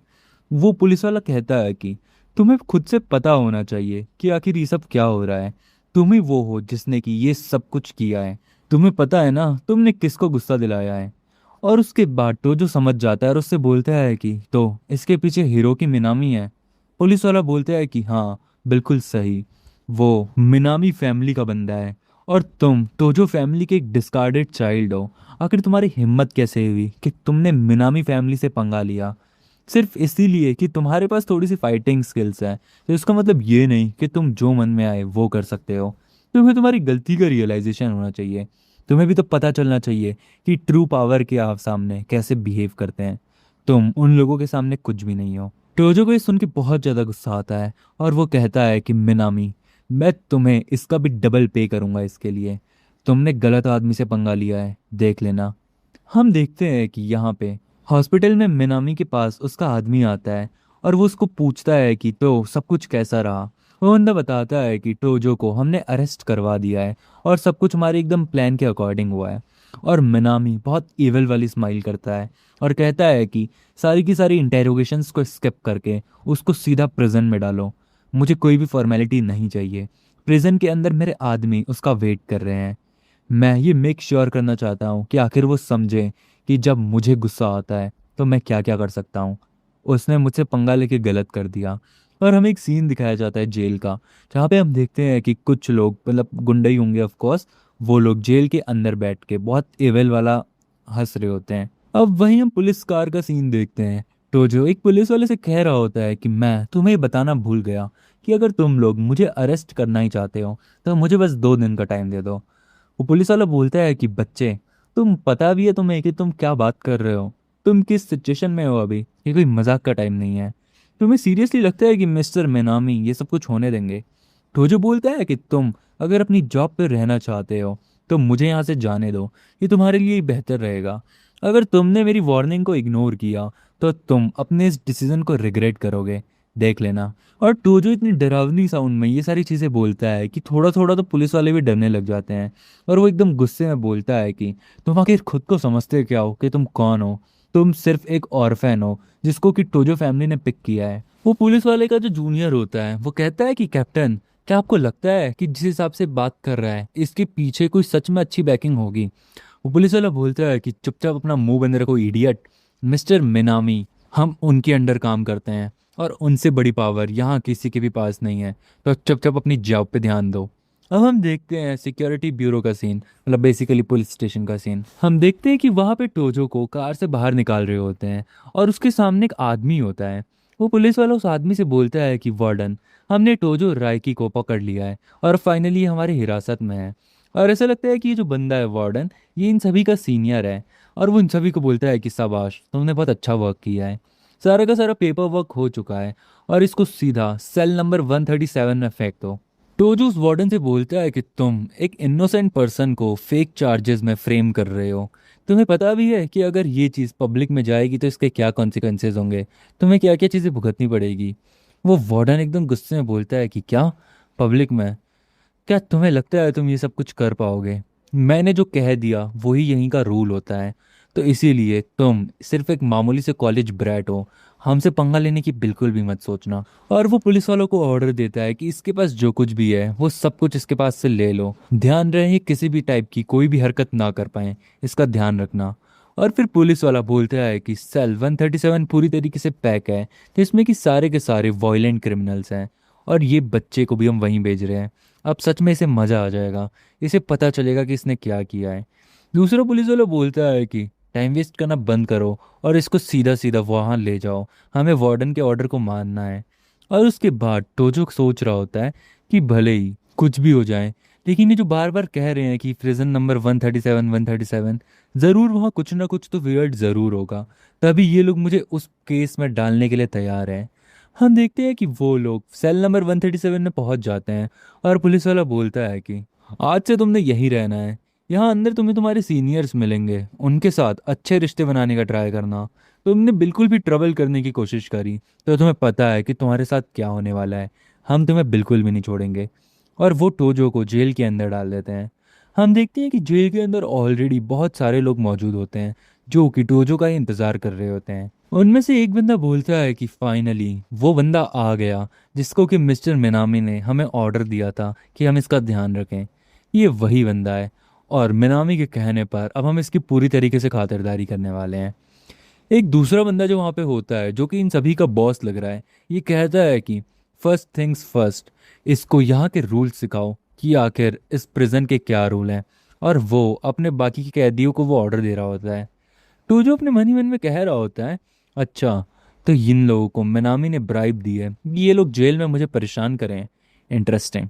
और टोजो उन सभी से थोड़ा सा दूरी बना रहा होता है। उतने में एक बंदा पीछे से टोजो के पीछे आता है और बोलता है कि तुमने सुना नहीं कि स्कारफेस ने क्या कहा? स्कारफेस बेसिकली इनका लीडर होता है, जो कि अभी मैंने आपको 2 सेकंड पहले दिखाया था। और टोजो एकदम गुस्से में इस बंदे से बोलता है कि मुझसे दूर हटो। ये बंदा पहले तो थोड़ा सा शॉक हो जाता है, फिर बोलता है कि बास्टर्ड, तुम्हारी हिम्मत कैसे हुई कि आखिर तुम मुझसे ऐसे बात करोगे? तुम्हें पता भी है कि हम यहाँ पे तुम्हारे साथ कुछ भी कर सकते हैं।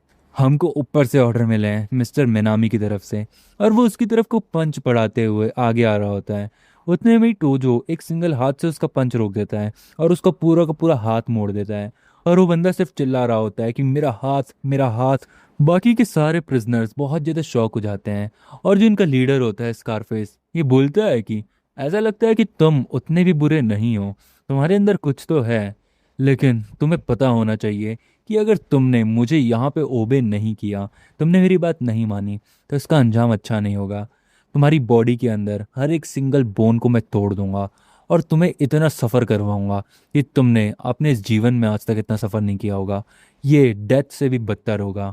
सुन लो, इसके अंदर जितने भी कैदी हैं वो सारे के सारे तुम्हें मारेंगे। और ये तुम्हारी पनिशमेंट होगी कि तुमने मिस्टर मिनामी के साथ पंगा लेने का ट्राई किया। तुमने बिल्कुल भी अच्छा नहीं किया। और वो हंसने लग जाता है। और बाकी के सभी लोग भी वहाँ पे हंसने लग जाते हैं कि हमारे बॉस की बात मानो, हमारे बॉस सबसे बेस्ट हैं। हमें अब खून खराबा देखना है बॉस, इसे मारो। अपने मारने के बाद हमें भी बारी देना कि हम भी इसके मज़े ले सकें। अब ये बंदा टोजो से कहता है कि चलो, सबसे पहले अपने घुटनों पर बैठ जाओ और मेरे पैर के तलवों को चाटो। अगर तुमने अच्छे से ये चीज़ कर ली तो मे बी मैं तुम्हारे ऊपर उतना ज़्यादा रफ नहीं जाऊंगा, मैं इजीली तुमसे बात करूंगा। लेकिन ये बंदा पूरी ऐसे चौड़ में से बात कर ही रहा होता है टोजो से, तभी टोजो अपने हाथ से इसके हाथ को धक्का मारते हुए नीचे को फेंकता है और बोलता है कि मैं तुमसे दोबारा नहीं कहूँगा कि हट जाओ, बहुत हो रहा है। स्कारफेस को बहुत गुस्सा आ जाता है और उसको यकीन ही नहीं हो रहा होता है कि टोजो ने इससे कैसे बदतमीजी करी। और वो सभी प्रिजनर्स को बोलता है कि जाओ पकड़ो और इसको दबोच डालो। और वो अपने मन ही मन में कह रहा होता है कि मिस्टर मिनामी ने मुझसे यही कहा था कि मैं इसके साथ कुछ भी करूं, बुरे से बुरा। और सारे के सारे प्रिजनर्स टोजो को मारने के लिए आगे बढ़ चुके होते हैं और कहते हैं कि आज तो हम इसे मज़ा चखा देंगे। टोजो मन ही मन में कह रहा होता है कि ये सारे के सारे कुछ भी नहीं है मेरे सामने, ये वर्थलेस ट्रैश हैं, इनसे लड़के तो मुझे मज़ा भी नहीं आएगा। और वो एकदम तगड़े तरीके से गुस्से में आ जाता है और बोलता है कि अब मैं इनके अगेंस्ट और ज़्यादा होल्ड बैक नहीं कर सकता हूँ। ये स्कम बैग्स, इनको मज़ा चखाना ही पड़ेगा। और वो पूरी पावर के साथ अपना ऑरा इकट्ठा करने लग जाता है। सारे के सारे प्रिजनर्स जैसे ही उसके ऊपर चढ़ने लग जाते हैं तो टोजो किसी को भी दाएं बाएं नहीं देखता, किसी का हाथ पकड़ता है, किसी का पैर पकड़ता है और सिर्फ तोड़ना शुरू कर देता है।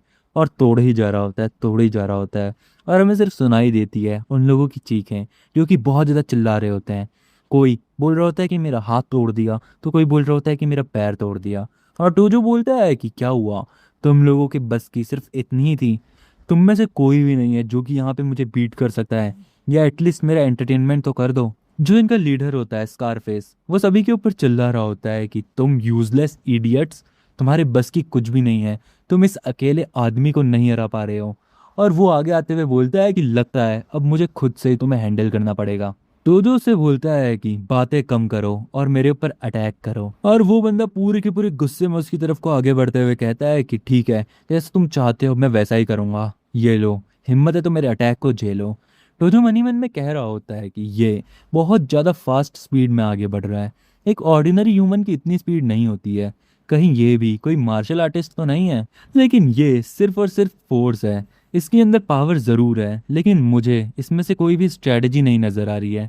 ये सिर्फ अंधा अटैक कर रहा है मेरा ऊपर, जिसका कि कोई भी रिजल्ट नहीं होने वाला है। और टोजो बड़े प्यार से उसके अटैक से बच रहा होता है।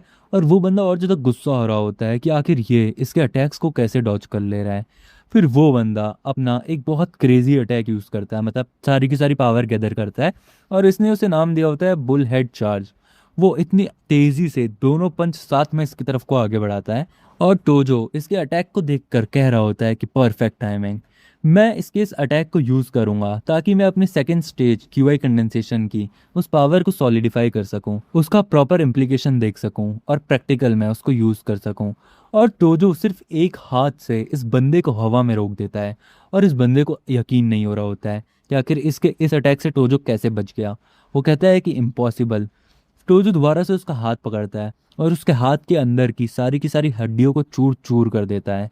वो बंदा चिल्ला रहा होता है कि मुझे जाने दो प्लीज़, मुझसे गलती हो गई प्लीज़। उसके बाद टोजो इसके बाकी के आदमियों की तरफ को दोबारा आगे बढ़ता है और कहता है कि क्या तुम में से कोई भी है यहाँ पे जिसको दोबारा मेरे साथ फाइट करनी है।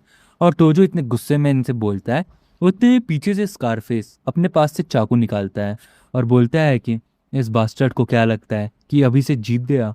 और वो पीछे से कहता है कि मैं तुम्हारे टुकड़े टुकड़े कर दूंगा। टोजो कहता है कि हाँ, तुम अपनी गलतियों से सीखते क्यों नहीं हो। और वो सेम अपना अटैक करता है, दो उंगलियों के बीच में उस चाकू को रोक लेता है। अब स्कारफेस को एकदम और ज़्यादा शौक हो जाता है, कहता है कि आखिर इसने बेयर हैंड से मेरे नाइफ अटैक को कैसे रोक लिया। वहीं टोजो इससे कहता है कि क्या यही था तुम्हारा हुक्म का इक्का, इसके अलावा तुम्हारे पास कोई अटैक नहीं है मेरे ऊपर करने के लिए। बाकी के प्रिजनर्स जो वहाँ पे घायल पड़े होते हैं वो कहते हैं कि इम्पॉसिबल, ये एक ह्यूमन नहीं हो सकता है, ये बहुत ज़्यादा क्रेजी है। अब स्कारफेस कहता है कि ये मिनामी ने किस आदमी को भेज दिया यहाँ, आखिर हम इससे कैसे फाइट करें। और टोजो कहता है कि क्या कोई और है यहाँ पे जो मुझसे फाइट करना चाहता है, जल्दी बताओ। और वो सभी लोग इसके आगे घुटनों पे बैठ जाते हैं और बोलते हैं कि हमें माफ़ कर दो, हम लोग गलत हैं, हमें नहीं पता था कि तुम इतने ज़्यादा पावरफुल हो, प्लीज़ हमें माफ़ कर दो। और साथ ही साथ हमारी लीडर ने हमें फोर्स किया था कि हम तुमसे फाइट करें। और बंदे भी बोलते हैं कि हाँ बिल्कुल सही कहा, मिनामी ने हमारे लीडर को पैसे दिए थे कि हम तुम्हें इस जेल में मार डालें, हमारे पास कोई भी चॉइस नहीं थी ये सब करने के अलावा। टोजो पूछता है कि आखिर मिनामी तुम्हें कितना पे कर रहा है। स्कारफेस बताता है कि उसने मुझे 2 मिलियन पे किए थे, साथ ही साथ मेरी सेंटेंस मतलब जो मुझे पनिशमेंट मिली है उसमें भी उसने रिड्यूसमेंट किया था। और टोजो स्कारफेस से कहता है कि क्या तुम अपना हाथ खोना पसंद करोगे या फिर वो पैसे पसंद करोगे। और उसके बाद टोजो उन सभी से बोलता है कि तुम सभी लोग कान खोल के सुन लो, आज से मैं इस जगह को चलाऊंगा और यहाँ पे मेरा राज होगा, किसी को कोई ऑब्जेक्शन है। और सभी लोग बोलते हैं कि नहीं, कोई भी ऑब्जेक्शन नहीं है बॉस, आप जैसा मानेंगे हम वैसा करेंगे, आज से आप हमारे किंग हैं और आप इस प्रिजन के राजा हैं। तो जो कह रहा होता है कि इस प्रिजन का राजा, कितना वाहियात टाइटल है। और वो कह रहा होता है कि खैर ये सब छोड़ो, जहाँ तक मुझे लगता है जो हेड हैं इजिमा फैमिली के, वो ऑलमोस्ट 2 दिन के अंदर इस मैटर में आ ही जाएंगे। और 2 दिन तक खैर मुझे यहाँ परेशान करने वाला कोई भी नहीं है। एजिमा फैमिली के हेड बेसिकली वही बूढ़े आदमी हैं जिनको कि टोजो ने बचाया था उस दिन मार्केट में, और आगे फ्यूचर में उनका ट्रीटमेंट भी टोजो के ही हाथों से होने वाला था। और उनकी फैमिली का नाम एजिमा फैमिली है। अब हमें 2 दिन बाद का सीन दिखाया जाता है। हम देखते हैं कि वो जो वार्डन होता है उसके पास में टोजो का फ़ोन पड़ा हुआ होता है और टोजो का फ़ोन अचानक से रिंग करता है। वो कहता है कि टोजो का फिर से फ़ोन बज रहा है, मैंने नहीं सोचा था कि इस बेवकूफ़ बच्चे को भी इतने कॉल आते होंगे। अब वो फ़ोन उठाती कहता है कि इस नंबर पे दोबारा कॉल मत करना, टोजो ने मिस्टर मेनामी से पंगा लिया है तो इसीलिए हमने उसको जेल में डाल दिया है। और वो फ़ोन काट ही रहा होता है, उतने में ही वहाँ से वो जो बूढ़ा आदमी होता है वो फ़ोन के पीछे होता है और वो कहता है कि आखिर तुम ये क्या कह रहे हो, तुम बास्टर्ड्स ने टोजो को अरेस्ट कर लिया, आखिर तुम्हारी हिम्मत कैसे हुई। और वो एकदम चिल्लाते हुए कह रहा होता है कि मुझे घंटा फर्क नहीं पड़ता कि आखिर तुम कौन हो, लेकिन तुम जो भी हो जल्द से जल्द टोजो को रिलीज कर दो, उसे प्रिजन से छोड़ दो।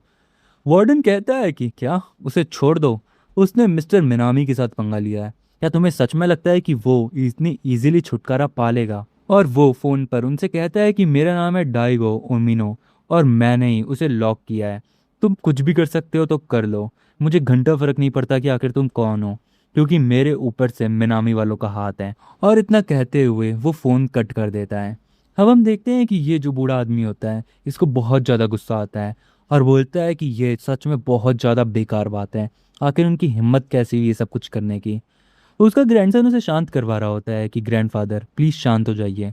वो कहता है कि आखिर मैं कैसे शांत हो जाऊं, आखिर उन लोगों की हिम्मत कैसे हुई कि उन लोगों ने इतने एस्टीम्ड जेंटलमैन को लॉकअप के पीछे डाल दिया।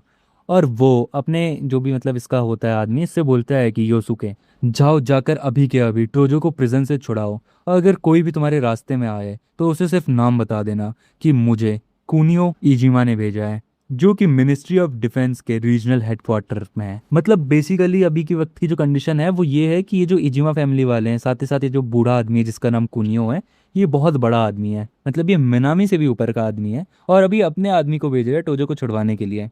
तो आगे क्या मजा आने वाला है देखते हैं। योसुके बोलता है कि ओके बॉस, जैसा आप कह रहे हैं मैं बिल्कुल वैसा ही करूँगा, और वो वहाँ से जाने लग जाता है। हमें थोड़ी देर बाद का सीन दिखाया जाता है। यहाँ पे हम देखते हैं कि वो वार्डन बैठ के सिगरेट पी रहा होता है और वो बैठे बैठे टोजो के बारे में कह रहा होता है कि वो एबेंडन ट्रैश जो कि टोजो फैमिली का है, उसे क्या लगता है वो हम लोगों से पंगा लेगा। हाँ, उसको तो अभी तक प्रिजन में बहुत मज़ा चखाया होगा मिनामी के आदमियों ने। और वो ये सारी बातें सोच ही रहा होता है, उतने में अचानक से वहाँ पे एक दरवाज़ा टूटने की आवाज़ आती है। ये बंदा कहता है कि आखिर ये कौन है जो कि अभी मुझे इंटरप्ट कर रहा है इस टाइम पे। और अचानक से दरवाज़ा टूटता है और हम देखते हैं कि यूसुके उस जगह पे आ जाता है। वो वार्डन उससे बोलता है कि आखिर तुम पागल हो गए हो क्या, तुम्हारी हिम्मत कैसे हुई कि तुमने डायरेक्टर के ऑफिस का दरवाज़ा तोड़ा, इसकी तुम्हें सीरियस सज़ा होगी। लेकिन उतने में यूसुके उसके मुंह पे एक बहुत तेज का झापट मारता है और उसको सीधा ज़मीन पे गिरा देता है। वो वार्डन बोलता है कि आखिर तुम पागल हो गए हो क्या, तुम्हारी हिम्मत कैसे हुई ये सब कुछ करने की, अभी के अभी मैं तुम्हें गोली से उड़ा दूंगा। और वो कुछ कर ही रहा होता है, उतने में यूसुके उसके सर पे अपनी बंदूक टांग देता है और बोलता है कि जरा ध्यान से मेरी आईडी को देखो और देखो कि आखिर तुम किससे पंगा लेने का ट्राई करते हो। और वो जैसी उसकी आईडी देखता है उसकी फट के हाथ में आ जाती है और वो कहता है कि ओ सर, हम बैठ के बात करते हैं, प्लीज़ आप अपनी गन नीचे कर लीजिए। और वो अपने मन ही मन में सोच रहा होता है कि आखिर मिनिस्ट्री ऑफ डिफेंस के रीजनल हेडक्वार्टर से यहाँ पे ये कौन बंदा आया है। यूसुके उससे बोलता है कि फालतू की बकवास छोड़ो और चुपचाप काम के बात पे आओ। तुमने यहाँ पे मिस्टर टोजो नाम के एक बंदे को लॉक कर रखा है, उसको जल्द से जल्द रिलीज कर दो। ये बंदा कह रहा होता है कि अपने मन ही मन में कि आखिर ये टोजो को बचाने यहाँ पे आया है, उस ब्रैड को बचाने। और ये बंदा कहता है कि आपका मतलब ये है कि आप राय की टोजो की बात कर रहे हैं, एक इंसिडेंट की वजह से हमने उसे जेल में डाल रखा है और हम उसे ऐसे रिलीज नहीं कर सकते हैं। यूसुके बोलता है कि अपनी बकवास बंद करो और जैसा मैं कह रहा हूँ बिल्कुल वैसा ही करो, मुझे उसके पास ले जाओ। और उस बंदी की एकदम फटके हाथ में आ जाती है और कहता है कि ठीक है सर, जैसा आप कहते हैं, आइए मैं आपको ले जाता हूँ। और ये अपने मन ही मन में सोच रहा होता है वार्डन, मैं ये आशा करता हूँ कि वो अभी तक उस प्रिजन में जिंदा हो, मिनामी के आदमियों ने उसे मारा ना हो। और वो बंदा उसे सेल नंबर 137 की ओर को ले जा रहा होता है। अब हम देखते हैं उसे प्रिजन का सीन, जहाँ पे वो पुलिस वाला अपने आदमियों के साथ आया होता है और कहता है कि चलो देखते हैं आखिर उस ब्रैड को क्या हुआ है। उसके ऑफिसर भी बोलते हैं कि चिंता मत कीजिए सर, स्कारफेस ने तो अभी तक उसका हाल बेहाल कर दिया होगा, मुझे तो ये भी यकीन नहीं है कि वो अभी तक जिंदा होगा या नहीं होगा। वो पुलिस वाला बोलता है कि अभी से इतना ज़्यादा उत्सुक मत हो, मिस्टर मिनामी से अभी हमें रिवॉर्ड मिलना बाकी है। और फिर वो लोग प्रिजन की तरफ को जाने लग जाते हैं। और वो जैसे ही वहाँ पे पहुँचते हैं तो वो देखते हैं कि टोजो एक चेयर पे बैठा हुआ होता है और बाकी के सारे प्रिजनर्स स्कारफेस के साथ साथ उसकी यहाँ पे सेवा कर रहे होते हैं। कोई उसके हाथ पैर दबा रहा होता है, कोई कुछ। और सभी लोग एकदम इसके नौकर बन के बैठे होते हैं, जो देखकर पुलिस वाले शॉक हो जाते हैं और कहते हैं कि आखिर यहाँ पे क्या चल रहा है। दूसरा पुलिस वाला बोलता है कि मैं बिल्कुल भी बिलीव नहीं कर सकता कि टोजो बैठा हुआ है और स्कारफेस उसकी हेल्प कर रहा है, उसकी सेवा कर रहा है। अब टोजो पुलिस वाले से बोलता है कि मुझे 2 दिन हो गए यहाँ पे आए हुए, अगर तुमने मुझे अभी भी रिलीज़ कर दिया तो मैं अभी भी तुम्हें माफ़ करने के बारे में सोच सकता हूँ। तभी वो पुलिस वाला बोलता है कि चुपचाप से अपना मुंह बंद रखो, तुमसे किसी ने भी यहाँ पे ज़्यादा बकवास करने के लिए नहीं कहा है। तुम्हें क्या लगता है तुमने जेल में यहाँ कुछ लोगों से फाइट कर दी तो तुम हमसे बकवास करोगे? चुपचाप से अपना मुंह बंद रखो और तुम्हारी पनिशमेंट ये है कि आज की तुम्हारी सारी की सारी मील कट ऑफ कर दी जाएगी। मैं भी देखता हूँ कि आखिर तुम और कितने दिन जिंदा रहते हो। और दूसरा पुलिस वाला भी कहता है कि हाँ सर, इसको परेशान करने के लिए हम सारे बंदोबस्त करेंगे। तो जो कह रहा होता है कि ये बहुत ज़्यादा शेम है, मैंने इनको लास्ट चांस दिया था इन्हें माफ़ करने के लिए, लेकिन ये लोग उसे भी खो बैठे हैं। वो पुलिस वाला बोलता है कि क्या माफ़ करना, क्या तुम्हें अभी भी लगता है कि तुम हमारा कुछ बिगाड़ पाओगे? तुम सच में एक नंबर के नॉनसेंस हो। अभी तुम्हारे अंदर जितनी भी अकड़ है उसको संभाल के रख लो, क्योंकि मैं तुम्हें घुटनों पे बिठवा के तुमसे माफ़ी मांगने वाला हूँ। और वो ये सारी बातें टोजो से कह ही रहा होता है, उतने में अचानक से पीछे से वार्डन आ जाता है और वो उस पुलिस वाले के सर पे मारते हुए बोलता है, आखिर तुम ही क्या कर रहे हो? वो पुलिस वाला कहता है कि कौन है यहाँ पे, और वो पीछे मुड़ते ही वार्डन को देखता है। वार्डन उससे बोलता है कि आखिर किसकी अथॉरिटी पे तुमने ये सारी हरकत करी और तुम यहाँ पे आके बदतमीजी कर रहे हो? वो पुलिस वाला बोलता है कि डायरेक्टर, आखिर आपको अभी अभी क्या हो गया? तभी वो जो वार्डन होता है वो टोजो से बोलता है कि मिस्टर टोजो, आपको यहाँ से रिलीज़ किया जा रहा है। और वार्डन अपने मन ही मन में सोच रहा होता है कि अच्छा है कि ये यहाँ पे जिंदा है, अगर इसको कुछ हो गया होता तो मेरे लिए चीज़ें और ज़्यादा बिगड़ जाती। और हम देखते हैं कि यूसुके टोजो से कहता है कि टोजो, मेरे साथ चलो, इजिमा फैमिली के हेड तुम्हारा इंतज़ार कर रहे हैं। और टोजो उससे कहता है कि अच्छा, तो तुमने अपना प्रॉमिस ध्यान में रखा, लेकिन मैं अभी यहाँ से नहीं आ सकता हूँ। वो बोलता है कि लेकिन क्यों, अब क्या बचा है। टोजो कहता है कि मैंने इस पुलिस वाले को वार्न किया था कि इसके पास लास्ट ऑप्शन है बचने का, लेकिन इसने मेरी बात नहीं सुनी। तो क्या तुम ये चाहते हो कि मैं इसे ऐसे ही छोड़ के आ जाऊं? और टोजो से बोलता है कि तुम मुझे घुटनों पे बैठाने वाले थे ना पुलिस वाले, चलो अब तुम्हारी बारी है। अपने घुटनों पे बैठो और मुझसे माफ़ी मांगो। और हम देखते हैं कि वो पुलिस वाले की फटके एकदम चार हो चुकी होती हैं। उसको समझ नहीं आ रहा होता है कि आखिर यहाँ पे ये क्या चल रहा है। एंड बस यहीं पे हमारा ये वाला चैप्टर ख़त्म हो जाता है। आगे हम एपिसोड में देखते हैं कि वो पुलिस वाला अपने घुटनों पर बैठ जाता है और वो माफ़ी मांगने लग जाता है। और जो वार्डन है वो उसको मारता हुआ बोलता है कि बहाने बनाना बंद करो और चुपचाप से इसने जैसा कहा है तुम बिल्कुल वैसा ही करो। तो जो भी उस पुलिस वाले से बोलता है कि थोड़ा तेज़ बोलो, मैं तुम्हें सुन नहीं पा रहा हूँ कि आखिर तुम क्या बोल रहे हो। वो पुलिस वाला गिड़गिड़ाते हुए बोलता है कि प्लीज़ मुझे माफ़ कर दीजिए, मेरे से बहुत बड़ी गलती हो गई। मैं एक पागल था जो मैंने आपको इस तरह से ट्रीट किया। मैं आपसे भीख मांगता हूँ, प्लीज़ मुझे माफ़ कर दीजिए। और वो उसके सामने अपना सर पटकने लग जाता है। और टोजो उससे बोलता है कि ठीक है जाओ, मैंने तुम्हें माफ़ कर दिया, अब मैं यहाँ से चलता हूँ। और फिर टोजो वहाँ से बाहर निकलने लग जाता है और वार्डन उसको रास्ता दिखा रहा होता है कि ये है रास्ता। और जेल के अंदर भी जितने कैदी होते हैं वो सारे टोजो से कहते हैं कि आपकी ट्रिप सेफ हो, यही हम चाहते हैं। और सभी लोग उसको विदा करने लग जाते हैं। और वार्डन जाते जाते टोजो से बोलता है कि मिस्टर टोजो, ये पूरे का पूरा इंसिडेंट एक बहुत बड़ी मिस्टेक थी, मेरे सबॉर्डिनेट से बहुत बड़ी गलती हो गई, ये एक मिसअंडरस्टैंडिंग थी, प्लीज़ हमें माफ़ कर दीजिएगा। और टोजो से बोलता है कि बेवकूफ़, अपना मुंह बंद रखो। जेल के अंदर जितने भी लोग होते हैं जो कैदी होते हैं वो कहते हैं कि मैं बिलीव नहीं कर पा रहा कि जो हमारा डायरेक्टर है ये वार्डन, ये इसके सामने आखिर ऐसे क्यों झुक रहा है, ये इससे इतनी तमीज़ से बात क्यों कर रहा है। आखिर ये बंदा ऐसे आखिर ये कौन है जिसके सामने ये सभी लोग इतने फॉर्मली पेश आ रहे हैं। और इसने तो जेल के अंदर स्कारफेस को भी पीट दिया, आखिर ये है कौन। और अब हम देखते हैं कि टोजो जेल से बाहर आ जाता है और उसके जाने के बाद वार्डन कहता है कि चलो फाइनली वो यहाँ से चला गया, अब हमारे सर की मुसीबत टल गई। अब टोजो को जो बंदा छुड़ाने आया होता है वो उससे कहता है कि ये रही गाड़ी, तुम इसमें बैठो। टोजो उससे पूछता है कि क्या तुम लोग मिनिस्ट्री ऑफ डिफेंस की फैमिली से हो क्या। वो बोलता है कि हाँ। यूसुके उससे बोलता है कि मैं मिनिस्ट्री ऑफ डिफेंस में लेफ्टिनेंट हूँ रीजनल हेडक्वार्टर में, और मुझे यहाँ पे इजिमा फैमिली के हेड ने ऑर्डर दिया था कि मैं यहाँ पे आके आपको छुड़ाऊँ। टोजो उससे बोलता है कि ठीक है फिर अब चलो यहाँ से। और फिर यूसुके उसको गाड़ी में बिठा के वहाँ से ले जा लेता है। उसके बाद हम देखते हैं यूनिवर्सिटी का सीन, ये इटोजुकी यूनिवर्सिटी का सीन, जहाँ पे हमें मिनामी दिखाया जाता है। मिनामी सोच रहा होता है कि अभी तक तो उस बास्टर्ड की हालत ख़राब हो चुकी होगी जेल में, अभी तक तो वो अधमरी हालत में आ गया होगा। लेकिन तभी अचानक से उसके फ़ोन में एक मैसेज आता है, वही वार्डन का मैसेज होता है कि इजिमा फैमिली यहाँ पे आई थी और वो उसको ले गए हैं, और तुम भी अपना ध्यान रखो और आगे से ऐसा कुछ भी काम हमसे मत करवाना। और ये देखते ही मैसेज मिनामी की फटके हाथ में आ जाती है और वो बोलता है कि क्या, आखिर इजिमा फैमिली, ये इम्पॉसिबल है, आखिर उस बेवकूफ़ के इजिमा फैमिली से कैसे संबंध है। उसका दोस्त अचानक से उससे बोलता है कि क्या हुआ, कुछ गलत है क्या, तुम बहुत डरे डरे से लग रहे हो। लेकिन मिनामी एकदम उठता हुआ वहाँ से बोलता है कि हे मुझे मत छुओ। और वो वहाँ से गुस्से में कहीं को तो जाने लग जाता है और यही कह रहा होता है कि आखिर इजिमा फैमिली इसमें क्यों इन्वॉल्व है, आखिर उनका इस सब से क्या लेना देना, मुझे ये सब कुछ अपने फादर और ब्रदर को बताना पड़ेगा। और ऐसा कहते कहते वो वहाँ से चला जाता है और सीन भी ड्रॉप हो जाता है। अगले सीन में हम देखते हैं एक मेंशन का सीन, जहाँ पे एक यूसुके की गाड़ी खड़ी होती है और यूसुके वहाँ पे होता है टोजो के साथ।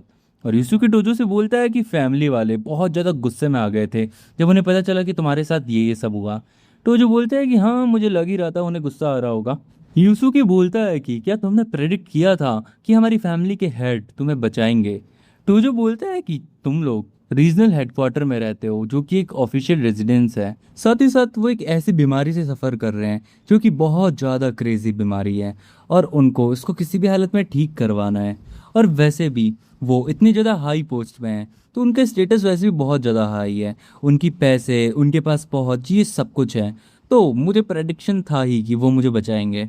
यूसुके बोलता है कि तुमने बिल्कुल सही कहा, जो हमारी फैमिली के हेड हैं वो बहुत बड़े प्रोमिनेंट फिगर हैं मिनिस्ट्री ऑफ डिफेंस में, और उन्होंने अपने टाइम पर बैटल फील्ड में बहुत ज़्यादा वॉर्स लड़ी है, बहुत ज़्यादा चीज़ों को झेला है, और जिसकी वजह से उनकी बॉडी में एक ऐसी बीमारी है जिसको कि कोई भी मॉडर्न मेडिकल साइंस ठीक नहीं कर पा रही है, वो किसी भी मेडिसिन से क्योर नहीं हो पा रहे हैं। हमने बड़े से बड़े डॉक्टर को कांटेक्ट किया, लेकिन कुछ भी नहीं हुआ, कुछ भी काम नहीं आया। और उसके बाद तुम अपीयर हुए और तुमने उस दिन उनका थोड़ा सा जो ट्रीटमेंट किया, उसके बाद से उन्हें बहुत ज़्यादा बिलीव हो गया तुम्हारे ऊपर। अगर मैं तुम्हें ऑनेस्टली बताऊं तो उसके बाद से हम लोगों ने तुम्हारा बैकग्राउंड चेक भी किया कि आखिर तुम कैसे हो, लेकिन उसके बाद भी हमें कुछ खास नहीं मिला। तो जो बोलता है कि हाँ मुझे पता चल गया था कि आफ्टर ऑल तुम लोगों के पास मेरा नंबर भी था, तो तुम मेरा बैकग्राउंड चेक तो कर ही सकते थे। यूसुके बोलता है कि तुम टोजो फैमिली के अबंडेंट चाइल्ड हो और बहुत ज़्यादा समय तक तुमने सोसाइटी में बहुत सारी दिक्कतें झेली, तुम्हें बहुत ज़्यादा नीच नज़रों से देखा गया। टोजो बोलता है कि आखिर क्या मैटर है, क्या तुम मेरे ऊपर शक कर रहे हो कि मैं उनकी बीमारी को ठीक कर सकता हूँ या नहीं कर सकता हूँ। यूसुके बोलता है कि नहीं नहीं, मेरा ऐसा बिल्कुल भी मतलब नहीं था, वो तो मैं सिर्फ अपने डाउट्स क्लियर कर रहा था, जो डाउट्स मुझे थे। टोजो बोलता है आखिर तुम्हें कैसे डाउट्स हैं।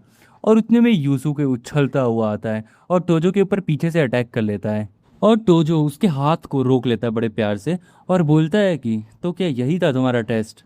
वो बोलता है कि मैं जानता था कि तुम कोई एंशियंट मार्शल आर्टिस्ट हो मास्टर टोजो।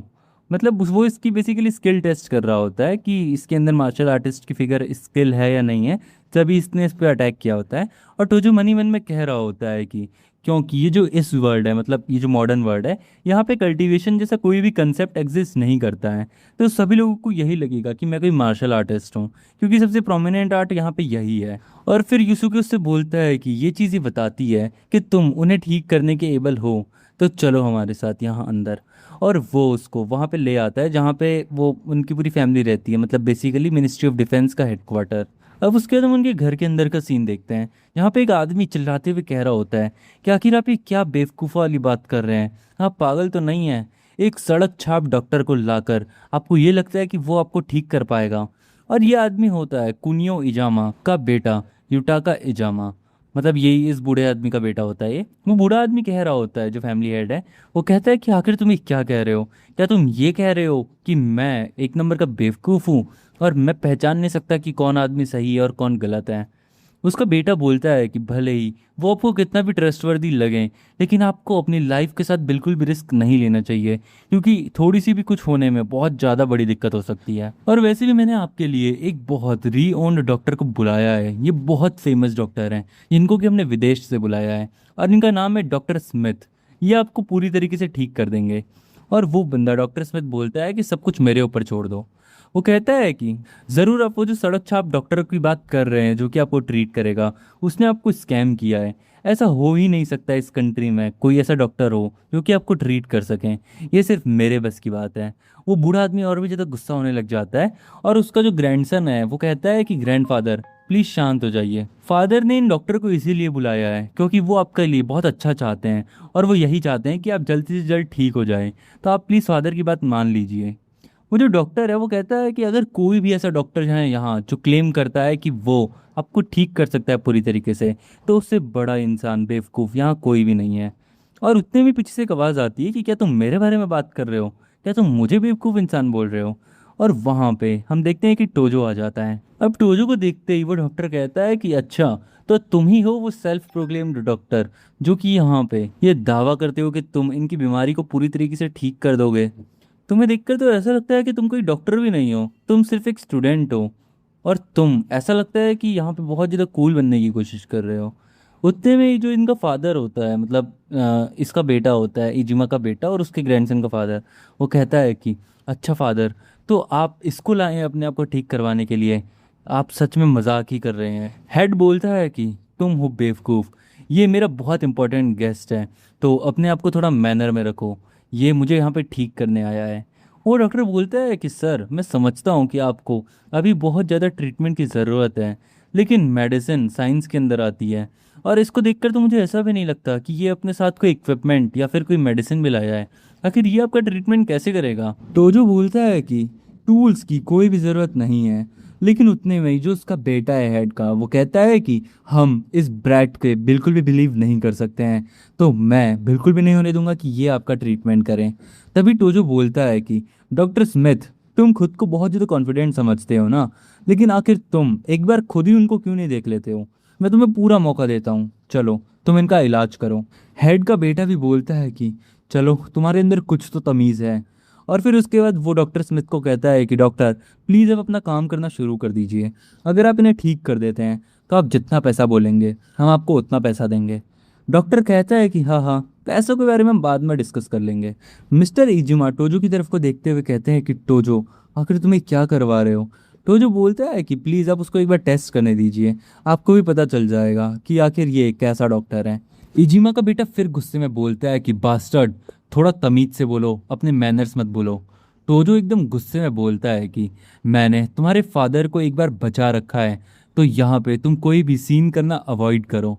अगर तुमने मुझे थोड़ी सी भी और डिसरिस्पेक्ट दिखाई तो उसके बाद मैं तुम्हें मज़ा चखाऊंगा।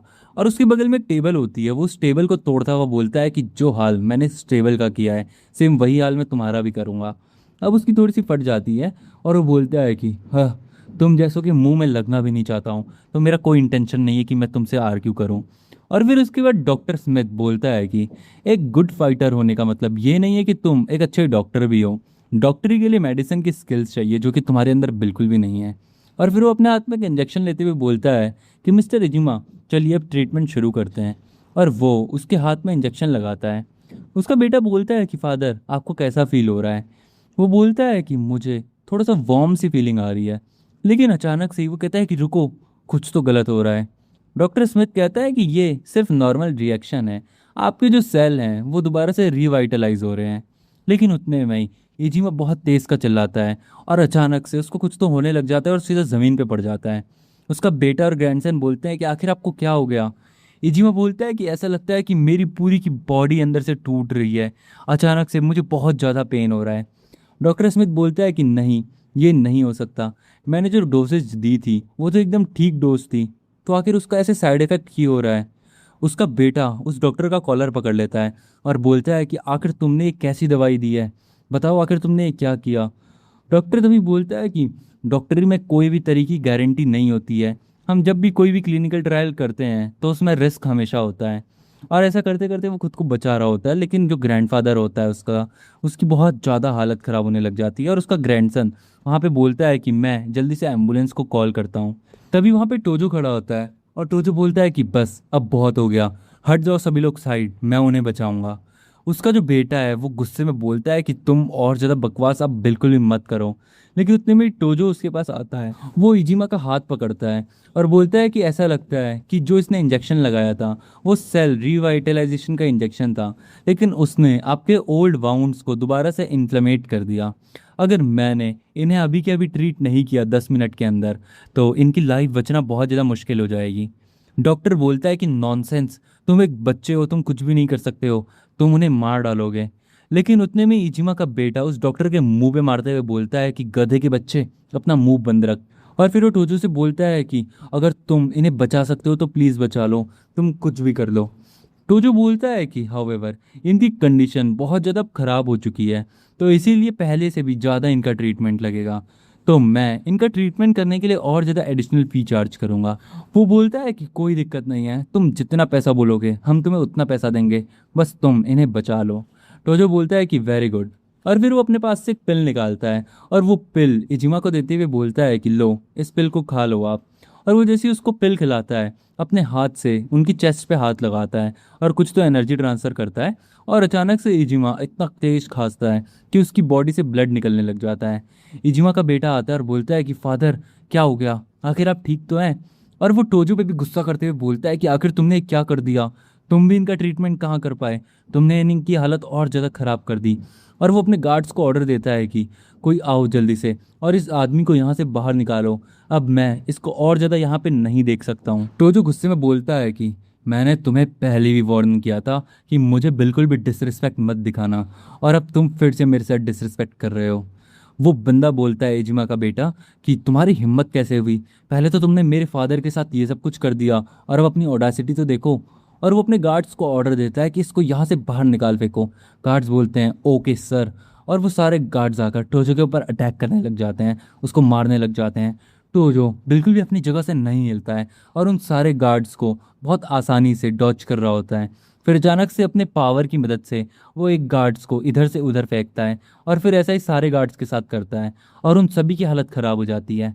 इजिमा का बेटा उन गार्ड्स को ऑर्डर देता है कि बेवकूफ़ों, आखिर तुम्हें क्या कर रहे हो, उसके ऊपर गोलियां चलाओ। उसका ग्रैंडसन मतलब इजिमा का ग्रैंडसन और इसका बेटा बोलता है कि फादर कहीं ये कुछ ज़्यादा ही तो नहीं हो रहा है, आप उसको गोली मत मारिए।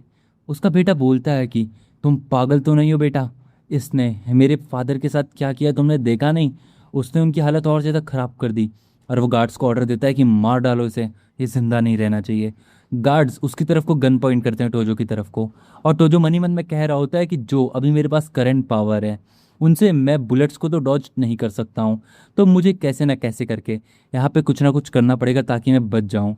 मुझे सबसे पहले इजिमा के बेटे को निपटाना पड़ेगा। और वो ये सब कुछ सोच ही रहा होता है, उतने में पीछे से एक आवाज़ आती है कि बस बहुत हुआ, ये सब मत करो हरकत। इजिमा का बेटा उसके पास आता है और बोलता है कि फादर क्या आप ठीक हैं, क्या अब आपकी तबीयत ठीक है। लेकिन उतने में इजिमा अपने बेटे के गाल पे दो चमाट खींच के लगाता है और बोलता है कि बेवकूफ़, तुम सारे के सारे पागल हो। आखिर तुम लोगों की हिम्मत कैसे हुई कि तुम लोग मिस्टर टोजो के साथ इतना बुरा व्यवहार किए। उसकी बेटी को समझ नहीं आ रहा होता है और वो अपने फादर से माफ़ी मांग रहा होता है। उसका ग्रैंडसन बोलता है इजिमा का कि ग्रैंडफादर क्या अब आपकी तबीयत ठीक है, आप तो कम्प्लीटली हील हो चुके हैं। ग्रैंडफादर बोलता है कि हाँ अब मेरे साथ ज़्यादा भी हरकत मत करो। और ग्रैंडफादर अपने घुटनों पे बैठ जाता है टोजो के सामने और टोजो से बोलता है कि मिस्टर टोजो प्लीज़ मेरे बेटे और मेरे ग्रैंडसन को माफ़ कर दो, इन्होंने तुम्हारे साथ जो भी रूडनेस दिखाई, प्लीज़ इनकी तरफ से मैं तुमसे माफ़ी मांगता हूँ। और उसके बाद जो इसका बेटा है इजिमा का, वो भी अपने कंधों पे मतलब घुटनों पर बैठ जाता है और उसका ग्रैंडसन भी अपने घुटनों पर बैठ जाता है। और ये लोग भी माफ़ी मांगने लग जाते हैं टोजो से और कहते हैं कि हमें माफ़ कर दो कि हमने तुम्हारे ऊपर डाउट किया, हमें अब तुम्हारे ऊपर पूरा बिलीव हो चुका है, तुम्हारा बहुत बहुत शुक्रिया कि तुमने मेरे फादर को बचाया। और उसका ग्रैंडसन बोलता है कि तुमने मेरे ग्रैंडफादर को बचाया। और फिर उसके बाद इजिमा बोलता है कि आज के दिन से हमारा तुम्हारे ऊपर बहुत बड़ा एहसान रहेगा, इजिमा फैमिली तुम्हें अपनी सारी सर्विस देगी, हम अब तुम्हें बहुत ज़्यादा मानेंगे टोजो। और टोजो मनी मन में कह रहा होता है कि हाँ वैसे तो यहाँ पे मुझे बहुत सारी दिक्कतें आई, लेकिन फाइनली मैंने अपना पहला स्टेप रख लिया है ताकि मैं अपने इन्फ्लुएंस को यहाँ पे और भी ज़्यादा एक्सपेंड कर पाऊँ। और फिर उसके बाद टोजो बोलता है कि आपके जितने भी वर्ड्स ऑफ ग्रेटिट्यूड हैं वो सब मुझे ऐसे बिल्कुल भी पसंद नहीं आए, मुझे अच्छे नहीं लगे। और इजिमा समझ जाता है कि टोजो क्या कह रहा है और वो अपने बंदों को ऑर्डर देता है कि जल्दी करो और टोजो को उसकी सारी की सारी फीस पे करो जो कि उसकी बनती है। और उसका बेटा बोलता है कि ओके फादर। और फिर उसके बाद उसका फादर वहाँ से उठते हुए स्मिथ के पास जाता है, डॉक्टर के पास, और बोलता है कि तू गधे के बच्चे, मैं पूरा ध्यान रखूंगा कि आज तूने जो भी किया उसकी पूरी की पूरी रिस्पॉन्सिबिलिटी तू ले। आज तेरी गलती की वजह से मेरे फादर को कुछ भी हो सकता था। और फिर वो अपने गार्ड्स को ऑर्डर देता है कि इस बेवकूफ़ को यहाँ से ले जाओ और इसके साथ अच्छे से डील करना। वो डॉक्टर चिल्ला रहा होता है कि मुझे जाने दो, एटलीस्ट मुझे मेरे लॉयर को तो बुलाने दो। और फिर ऐसे करते हुए वो वहाँ से चला जाता है। और इजिमा टोजो से बोलता है कि मिस्टर टोजो, मैं नेक्स्ट हफ्ते एक बैंकेट का ऑर्गेनाइजेशन कर रहा हूँ क्योंकि मेरा 65th बर्थडे है और मैं बहुत ज़्यादा ऑनर्ड हूँगा अगर तुम भी वो बैंकेट को अटेंड करोगे। एंटायर इजिमा फैमिली वहाँ पे तुम्हें गेस्ट ऑफ ऑनर समझे मतलब गेस्ट ऑफ ऑनर देगी और तुम्हें बहुत अच्छे से वेलकम करेगी। तो जो मनी मन में कह रहा होता है कि ये इजिमा फैमिली का बैंकट है, यानी कि यहाँ पे बहुत बड़े बड़े लोग आएंगे, तो ये मेरे लिए एकदम परफेक्ट अपॉर्चुनिटी है कि मैं यहाँ पे अपना नेम स्टैब्लिश करूँ और अपना इन्फ्लुएंस और भी ज़्यादा बढ़ाऊँ। और फिर उसके बाद इजिमा टोजो को एक कार्ड देता है और बोलता है कि ये तुम्हारे लिए इनविटेशन है, ये मेरी तरफ से तुम्हारे लिए है। तुम यहाँ पे जब आओगे बैंकेट वाले दिन तो किसी को भी वो कार्ड दिखा देना और हर कोई समझ जाएगा कि तुम टॉप लेवल के वीआईपी गेस्ट हो। और डोजो बोलता है कि ठीक है मैं समझ गया। और फिर वो यूसुको से बोलता है कि क्या तुम मेरे लिए कार अरेंज कर दोगे। यूसुके बोलता है कि हाँ ज़रूर। और टोजो अपने मन ही मन में सोच रहा होता है कि मैंने जो कुछ पैसे उधार लिए थे वो लौटाने के समय आ गया है। बेसिकली उन्हीं पैसों की बात कर रहा होता है जो उसने अपनी सिस्टर की दोस्त से लिए होते हैं। इसके बाद हमें यूनिवर्सिटी का सीन दिखाया जाता है और टोजो की सिस्टर अपनी क्लास में होती है और तभी उसको टोजो का फ़ोन आता है। फ़ोन उठाते हुए बोलती है कि हाँ ब्रदर बोलो। टोजो बोलता है कि तुम लोगों ने अभी तक खाना वाना तो नहीं खाया ना, आज तुम लोगों को मैं ट्रीट देने वाला हूँ, तुम आ जाओ और अपने साथ अपनी फ्रेंड रूना को भी ले आना। वो बोलती है कि क्या सच में, क्या तुम्हारे पास कहीं से पैसे आए हैं क्या ब्रदर। वो बोलती है कि हाँ थोड़े बहुत आए हैं, तुम उसकी चिंता मत करो। और फिर उसके बाद उसकी सिस्टर बोलती है कि यहाँ पे पास में ही एक नया फ्रेंच रेस्टोरेंट खुला है जो कि कुछ समय पहले ही ओपन हुआ है, ये बहुत ज़्यादा अच्छा है, तो क्या हम वहाँ चलें। टोजो बोलता है कि हाँ बिल्कुल। रूना बोलती है कि हमें वहाँ नहीं जाना चाहिए, वो प्लेस तो बहुत ज़्यादा एक्सपेंसिव है। उसकी सिस्टर बोलती है कि कोई दिक्कत नहीं है, उसने कहा है कि उसके पास कुछ पैसे हैं, और अगर मान लो उसके पास पैसे कम भी पड़ते हैं तो मैं मैनेज कर लूँगी। और फिर वो रूना को भी अपने साथ ले जाने लग जाती है। और हम देखते हैं कि फाइनली वो लोग उस जगह पे आ जाते हैं जहाँ पे टोजो ने बुलाया होता है। और टोजो अपनी सिस्टर से बोलता है कि आ जाओ बैठ जाओ। वो सभी लोग टेबल पे बैठ जाते हैं और वहाँ पे वेटर आता है। टोजो उससे बोलता है कि तुम्हारा यहाँ पे जो भी सबसे एक्सपेंसिव मेन्यू है वो ले आओ। वेटर बोलता है कि ओके सर। रूना बोलती है कि टोजो, क्या तुम श्योर हो? ये एक बहुत हाई एंड रेस्टोरेंट है, इसकी प्राइस बहुत ज़्यादा है। टोजो बोलता है कि तुम चिंता क्यों कर रहे हो, मैं यहाँ पे आज सेलिब्रेट करने आया हूँ, हम सब सेलिब्रेट करेंगे। और फिर वो रूना को कुछ पैसे देते हुए बोलता है कि ये लो, ये वो पैसे हैं जो कि मैंने तुमसे बोरो किए थे। रूना बोलती है कि नहीं नहीं, ये तो बहुत ज़्यादा पैसे हैं। टोजो बोलता है कि अरे तुम्हारे पैसे हैं, तुम रख लो। लेकिन तभी वहां पे पीछे से एक आवाज आती है कि रूना, आखिर तुम यहाँ पे क्या कर रही हो, और आखिर तुम इस ट्रैश आदमी से पैसे क्यों एक्सेप्ट कर रही हो। एंड बस यहीं पे ये वाला चैप्टर खत्म हो जाता है। अब इससे पहले आप लोग मुझे कमेंट बॉक्स में गाली दो कि भाई फिर तूने 20 मिनट की वीडियो डाली है, तो भाई इसके अभी इतने ही चैप्टर्स पब्लिकली अवेलेबल हैं।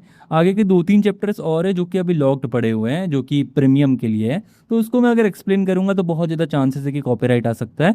तो इसीलिए उनको अगली वीडियो में कवर किया जाएगा। अगर आप चाहते हैं मैं नेक्स्ट पार्ट जल्द से जल्द आऊँ तो वीडियो के नीचे से कमेंट कर देना कि वी वांट नेक्स्ट पार्ट। और साथ ही साथ कमेंट के बगल में एक हाइप करने का ऑप्शन आता है, वहां से वीडियो को हाइप कर देना ताकि वीडियो की रीच बढ़ सके। ये वाली वीडियो सिर्फ इतनी ही, मैं मिलूंगा फिर एक नई वीडियो के साथ, तब तक के लिए सायोनारा। आगे हम एपिसोड में देखते हैं कि वो जो बंदा वहां पे आया होता है वो एकदम चिल्लाते हुए रूना से बोलता है कि आखिर तुम इस इंसान की मनी क्यों एक्सेप्ट कर रही हो। रूना उस लड़के से बोलती है कि टूरो की, आखिर तुम ये क्या कह रहे हो और आखिर तुम करना क्या चाहते हो यहाँ पे। वह बोलता है कि क्या हुआ, मैंने कुछ गलत कहा क्या? ये डिस्कार्डेड चाइल्ड है टोजो फैमिली का, इसके साथ आखिर घूम फिर के तुम्हें क्या बेनिफिट मिलेगा? और अगर तुम्हें सिर्फ पैसा ही चाहिए तो मैं तुम्हें जितना पैसा बोलोगी उतना पैसा दूंगा। और वो जेब से अपना कार्ड निकालने लग जाता है। रूना उसको बोलती है कि अपना मुंह बंद रखो। तभी अचानक से हम देखते हैं कि रूना को चक्कर से आने लग जाते हैं।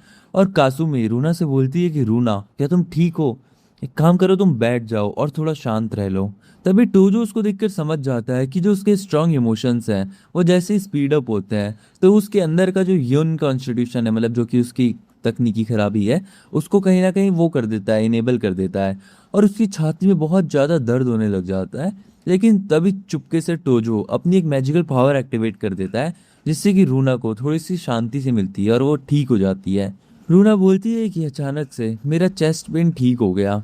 और कासुमी भी बोलती है कि वाह, ये तो बहुत अच्छी बात है।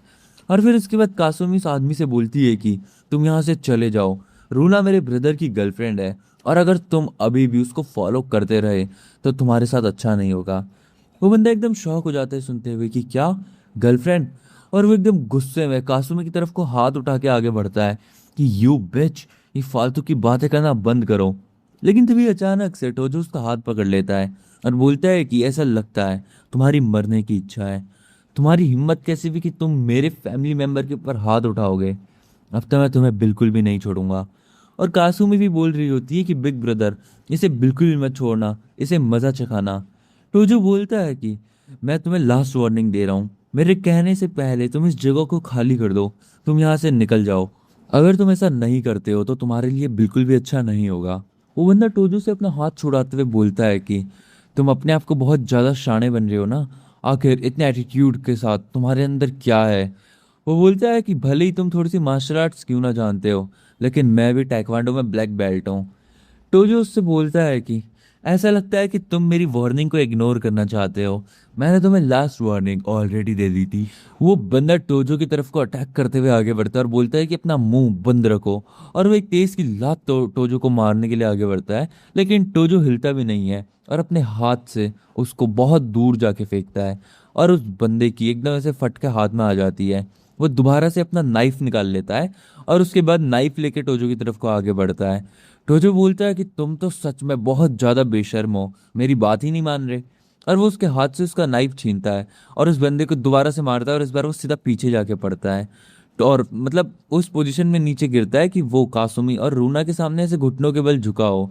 और टोजो उसको बोलता है कि हाँ, तुम्हें इसी पोजीशन में होना चाहिए और साथ साथ अपोलोजाइज भी करना चाहिए। और वो बंदा बहुत ज़्यादा डर जाता है और उसको समझ नहीं आ रहा होता है कि आखिर अब वो क्या करेगा।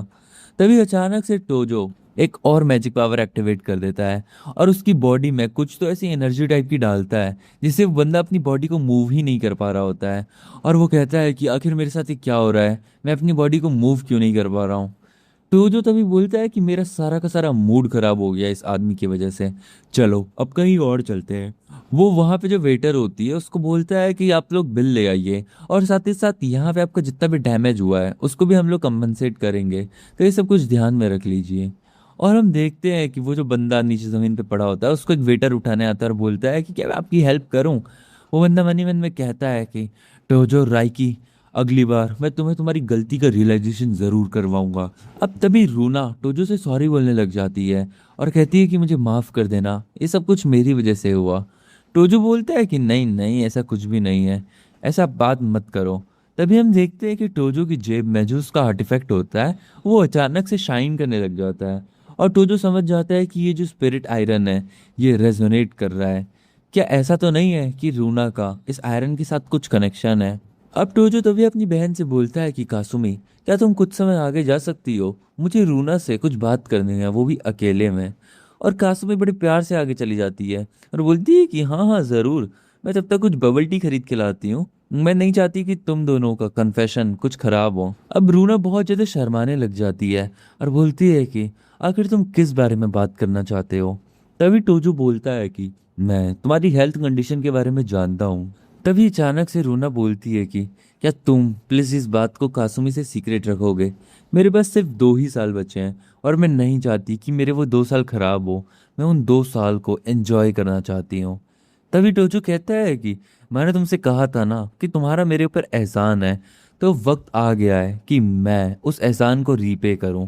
मैं तुम्हारी ये जो बीमारी है इसको पूरी तरीके से ठीक कर दूंगा, मैं ये तुम्हारी जान बचाऊंगा। रूना बोलती है कि लेकिन हर डॉक्टर ने मुझसे कहा कि मैं नहीं बच सकती हूँ, आखिर तुम ये कैसे करोगे। वो बोलता है कि डॉक्टर्स डॉक्टर्स है और मैं हूँ, बस मुझे थोड़ा सा टाइम दो, कुछ समय के अंदर मैं ज़रूर मेक श्योर करूँगा कि तुम दोबारा से एक नॉर्मल पर्सन की तरह जीना शुरू कर दोगी, मैं तुम्हें ज़रूर बचाऊंगा। और ये सुन के रूना बहुत ज़्यादा इमोशनल हो जाती है और वो रोने लग जाती है और कहती है कि हाँ मुझे तुम पे बिलीव है और मैं ज़रूर तुम्हारा वेट करूँगी। और इतना कहते कहते अब कासुमी वहाँ पे आ जाती है और बोलती है कि तुम दोनों कुछ ज़्यादा ही लंबी बात कर रहे हो, मैं जाके ड्रिंक्स भी ले आई, आखिर अब तुम्हारी बात कब तक चलने वाली है। और तभी रूना हंसते हंसते अपने आंसू पोंछते हुए बोलती है कि नहीं नहीं, हमारी बात हो गई है, हम आ रहे हैं। और हम देखते हैं कि वो जो टोजो के हाथ में स्पिरिट स्टोन होता है आयरन वाला, वो रूना को देखकर और ज़्यादा रिएक्ट करता है और उसके अंदर के जो पैटर्न्स होते हैं वो भी कम्प्लीटली चेंज हो गए होते हैं। और टोजो बोलता है कि ऐसा लगता है कि मैं इस आयरन स्टोन की वैल्यू और ज़्यादा बढ़ा सकता हूँ। अब ये सीन यहीं पे ड्रॉप होता है और अगले सीन में हम टोजो को देखते हैं जो कि अपने रूम में बैठा हुआ होता है, उसके हाथ में वही आयरन स्टोर होता है और वो मन ही मन में सोच रहा होता है कि ये जो आयरन स्पिरिट स्टोन है ये पहले जब हम खाना खा रहे थे उस समय पे ये एनर्जी वेव्स के साथ मैच कर गया था जो कि रूना की बॉडी से निकले थे और एकदम परफेक्टली सिंक होते हुए ये ग्लो करने लग गया। अब रूना की बॉडी में जो उसकी येन एनर्जी है उसके स्टोन से कुछ ना कुछ ज़रूर नाता है। और फिर उसके बाद वो कहता है कि अगर मैं इसको रूना के पास रखूंगा तो शायद मैं उसकी बॉडी का जो वो है येन है उसके बारे में कुछ हिडन सीक्रेट को डिस्कवर कर लूँ और साथ ही साथ इस आयरन के बारे में भी मुझे कुछ पता चलेगा। ये जो आर्टिफैक्ट है मुझे इसको और ज़्यादा रिफाइन करने की ज़रूरत है। और फिर उसके बाद वो इस आर्टिफैक्ट को पानी में डाल देता है और नीचे से उसको हीट देने लग जाता है और कुछ तो इसके ऊपर मैजिक का यूज़ करता है एंड देन उसके बाद उस आर्टिफैक्ट का रंग बदलने लग जाता है और वो उसको छोटे छोटे पीस में तोड़ देता है। बोलता है कि मैं स्पिरिचुअल एनर्जी को एक कैटलिस्ट की तरह मतलब यूज़ कर रहा हूँ और इस स्टोन के अराउंड उसको रैप करना शुरू कर दूंगा। और वो इतने छोटे छोटे टुकड़े बना लेता है और बोलता है कि मैं इसके ब्रेसलेट बनाऊंगा ताकि ये किसी की अटेंशन को भी अट्रैक्ट ना करें और किसी को पता ही ना चले कि मेरे पास एक ऐसा आर्टिफैक्ट है। और उसके पास अभी इसका आधा हिस्सा और बचा होता है। वो बोलता है कि इसका मैं कोई दोबारा से अलग डिवाइन आर्टिफैक्ट बना सकता हूँ। और ऐसा कहते कहते वो बहुत ज़्यादा खुश होता है। तभी अचानक से उसके डोर पे कोई तो आता है और हम देखते हैं कि ये होता है यूसुके। वो यूसुके से बोलता है कि हे तुम कैसे हो। यूसुके बोलता है कि एकदम बढ़िया, जो मास्टर का बर्थडे सेलिब्रेशन होने वाला है वो परसों होने वाला है। तो मैं तुम्हें एक बार रिमाइंड करवाने आया था कि वो तुम्हें चीफ गेस्ट की तरफ वहाँ पे बुलाना चाहते हैं और सभी के सामने तुम्हें फेलिसिटेट करना चाहते हैं। टोजो मनी मन में कह रहा होता है कि वो यंग मैन मेरी रेपुटेशन को इतना ज़्यादा बढ़ाना चाहता है, ये सच में एक काइंड आदमी है। और वो यूसुको से बोलता है कि हाँ मैं ज़रूर उस पार्टी में आऊँगा, और उसी की उसको थैंक्स बोलता है और बोलता है कि ठीक है फिर मैं उस दिन मॉर्निंग में तुम्हें पिकअप करने आ जाऊँगा। तभी टोजो उससे बोलता है कि यूसुके एक सेकेंड, मुझे भी बाहर को ही जाना था, तो क्या तुम मुझे एक राइड दे सकते हो बाहर तक की। यूसुके बोलता है कि हाँ हाँ ज़रूर, क्यों नहीं। और हम देखते हैं कि वो गाड़ी में बैठे होते हैं दोनों साथ में, और यूसुके टोजो से बोलता है कि आखिर तुम एक कार क्यों नहीं खरीद लेते। टोजो मन ही मन में कहता है कि ऐसा लगता है कि इस बॉडी में जो पहले टोजो राइकी था उसके पास ड्राइविंग लाइसेंस तो था ही इस वर्ल्ड का, तो ये मेरे लिए बहुत ज़्यादा कन्वीनियंट होगा अगर मैं यहाँ पे एक कार खरीद लूँ। और टोजो उसको बोलता है कि तुमने बहुत अच्छा आइडिया दिया, मैं ज़रूर इस बारे में सोचूंगा। यूसुके बोलता है कि हाँ हाँ, जब भी ऐसा टाइम आएगा तो मुझे बताना, मैं तुम्हारे लिए एक बहुत अच्छी डीलरशिप लेके आऊँगा। एंड देन सीन ड्रॉप होता है और वो उसको यूनिवर्सिटी में छोड़ देता है यूसुके। यूनिवर्सिटी में जैसे ही इनकी कार एंटर करती है तो सभी लोग बहुत शौक होते हैं और कहते हैं कि कितनी अमेजिंग कार है, ये तो बहुत ज़्यादा एक्सपेंसिव है, ये ज़रूर किसी अमीर फैमिली की कार होगी, ये प्रोबेबली यहाँ पे लड़कियों को पिकअप करने आया होगा। और उतने में ही हम देखते हैं वहाँ पे कासुमी भी होती है, और अचानक से कार से उतरता है अपना टोजो और बोलता है कि कासुमी इधर आओ, मेरे पास कुछ है जो मैं तुम्हें देना चाहता हूँ। और कासुमी भागते हुए अपने भाई के पास आती है और बोलती है कि बिग ब्रदर। पीछे से बाकी सब लोग जो भी इन्हें देख रहे होते हैं वो कहते हैं कि अमीर लोग तो सच में बहुत अनोइंग है, और ये आदमी ये तो टोजो फैमिली का है ना, क्या ये रूना को डेट कर रहा है। इवन कुछ भी हो, लेकिन ये एक डिस्कार्डेड चाइल्ड है टोजो फैमिली का, तो आखिर इसके पास इतना ज़्यादा पैसा कहाँ से आया। और हम देखते हैं कि बाहर उसी क्राउड में वो आदमी भी होता है जो कि रूना के पीछे होता है, जो कि कल यहाँ भी आया होता है होटल में। उसको ये देखकर बहुत ज़्यादा गुस्सा होता है कि रूना और टोजो इतना ज़्यादा क्लोज कैसे हैं, और वो कहता है कि इस बार तो मैं इस टोजो को नहीं छोड़ूंगा। और वो अचानक से किसी को फ़ोन करने लग जाता है। फ़ोन वाला बंदा बोलता है कि बताओ तुम्हें क्या चाहिए। ये बंदा कहता है कि तुम मिस्टर मोचिजुकी बोल रहे हो ना, मैं चाहता हूँ कि एक आदमी है जिसको तुम थोड़ा सा सबक सिखाओ, तुम जितना बोलोगे मैं तुम्हें उतना पैसा दूंगा। और फिर उसके बाद वो उस बंदे को यहाँ पे बुला लेता है और मन ही मन में कह रहा होता है कि टोजो, भले ही तुम कितने भी स्किल्ड क्यों ना हो, लेकिन तुम एक अंडरवर्ल्ड के आदमी को नहीं बीट कर पाओगे। अब उसके बाद टोजो यूसुको से बोलता है कि तुम्हारा शुक्रिया कि तुमने मुझे यहाँ तक ड्रॉप किया। यूसुको बोलता है कि कोई बात नहीं, आगे तुम्हें कोई भी कभी दिक्कत हो तो मुझे कांटेक्ट कर लेना, मैं तुम्हारी मदद के लिए हमेशा हाजिर हूँ।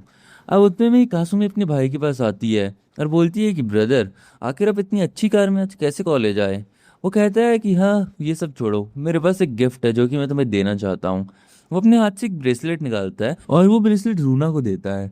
रूना बोलती है कि क्या ये मेरे लिए है। कासुमी बोलती है कि तुम मेरे लिए कुछ नहीं लाएगा ब्रदर। वो बोलता है कि तुम लोग वैसे भी साथ में ही रहते हो तो एक तुम्हारे लिए इनफ है, ये रूना पहनेगी। वो अपने मन ही मन में कह रहा होता है कि ये आयरन स्पिरिट स्टोन से बना हुआ है, तो अगर ये रूना के हाथ में रहेगा तो ये सबसे बेस्ट तरीके से काम करेगा। अब उतने में ही हम देखते हैं कि उन लोगों की बातें चल ही रही होती है। उतने में ही कुछ आदमी वहाँ पे आते हैं और बोलते हैं कि हे, क्या तुम्हें पता है कि तुम क्या कर रहे हो अभी के वक्त पे, तुम हमारे बॉस के रास्ते में खड़े हो, जहाँ से मिस्टर मुशिजुकी जाते हैं वहाँ से तुम्हें ऑलरेडी हट जाना चाहिए। अचानक से कासुमी बोलती है कि ए, रोड तुम्हारे बाप की है क्या जो तुमने खरीद रखी है। टोजो कहता है कि कासुमी, इनसे प्यार से बात करके कोई भी फायदा नहीं है, ये लोग यहाँ पे फाइट करने के लिए ही आए हैं, तो इनके ऊपर लॉजिक बिल्कुल भी काम नहीं करेगा।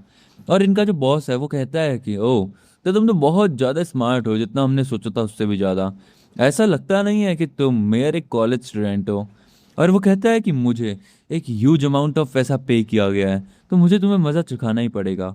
और हम देखते हैं कि ये वही बंदा होता है जिसको कुछ एपिसोड पहले टोजो ने गंदा पेला होता है।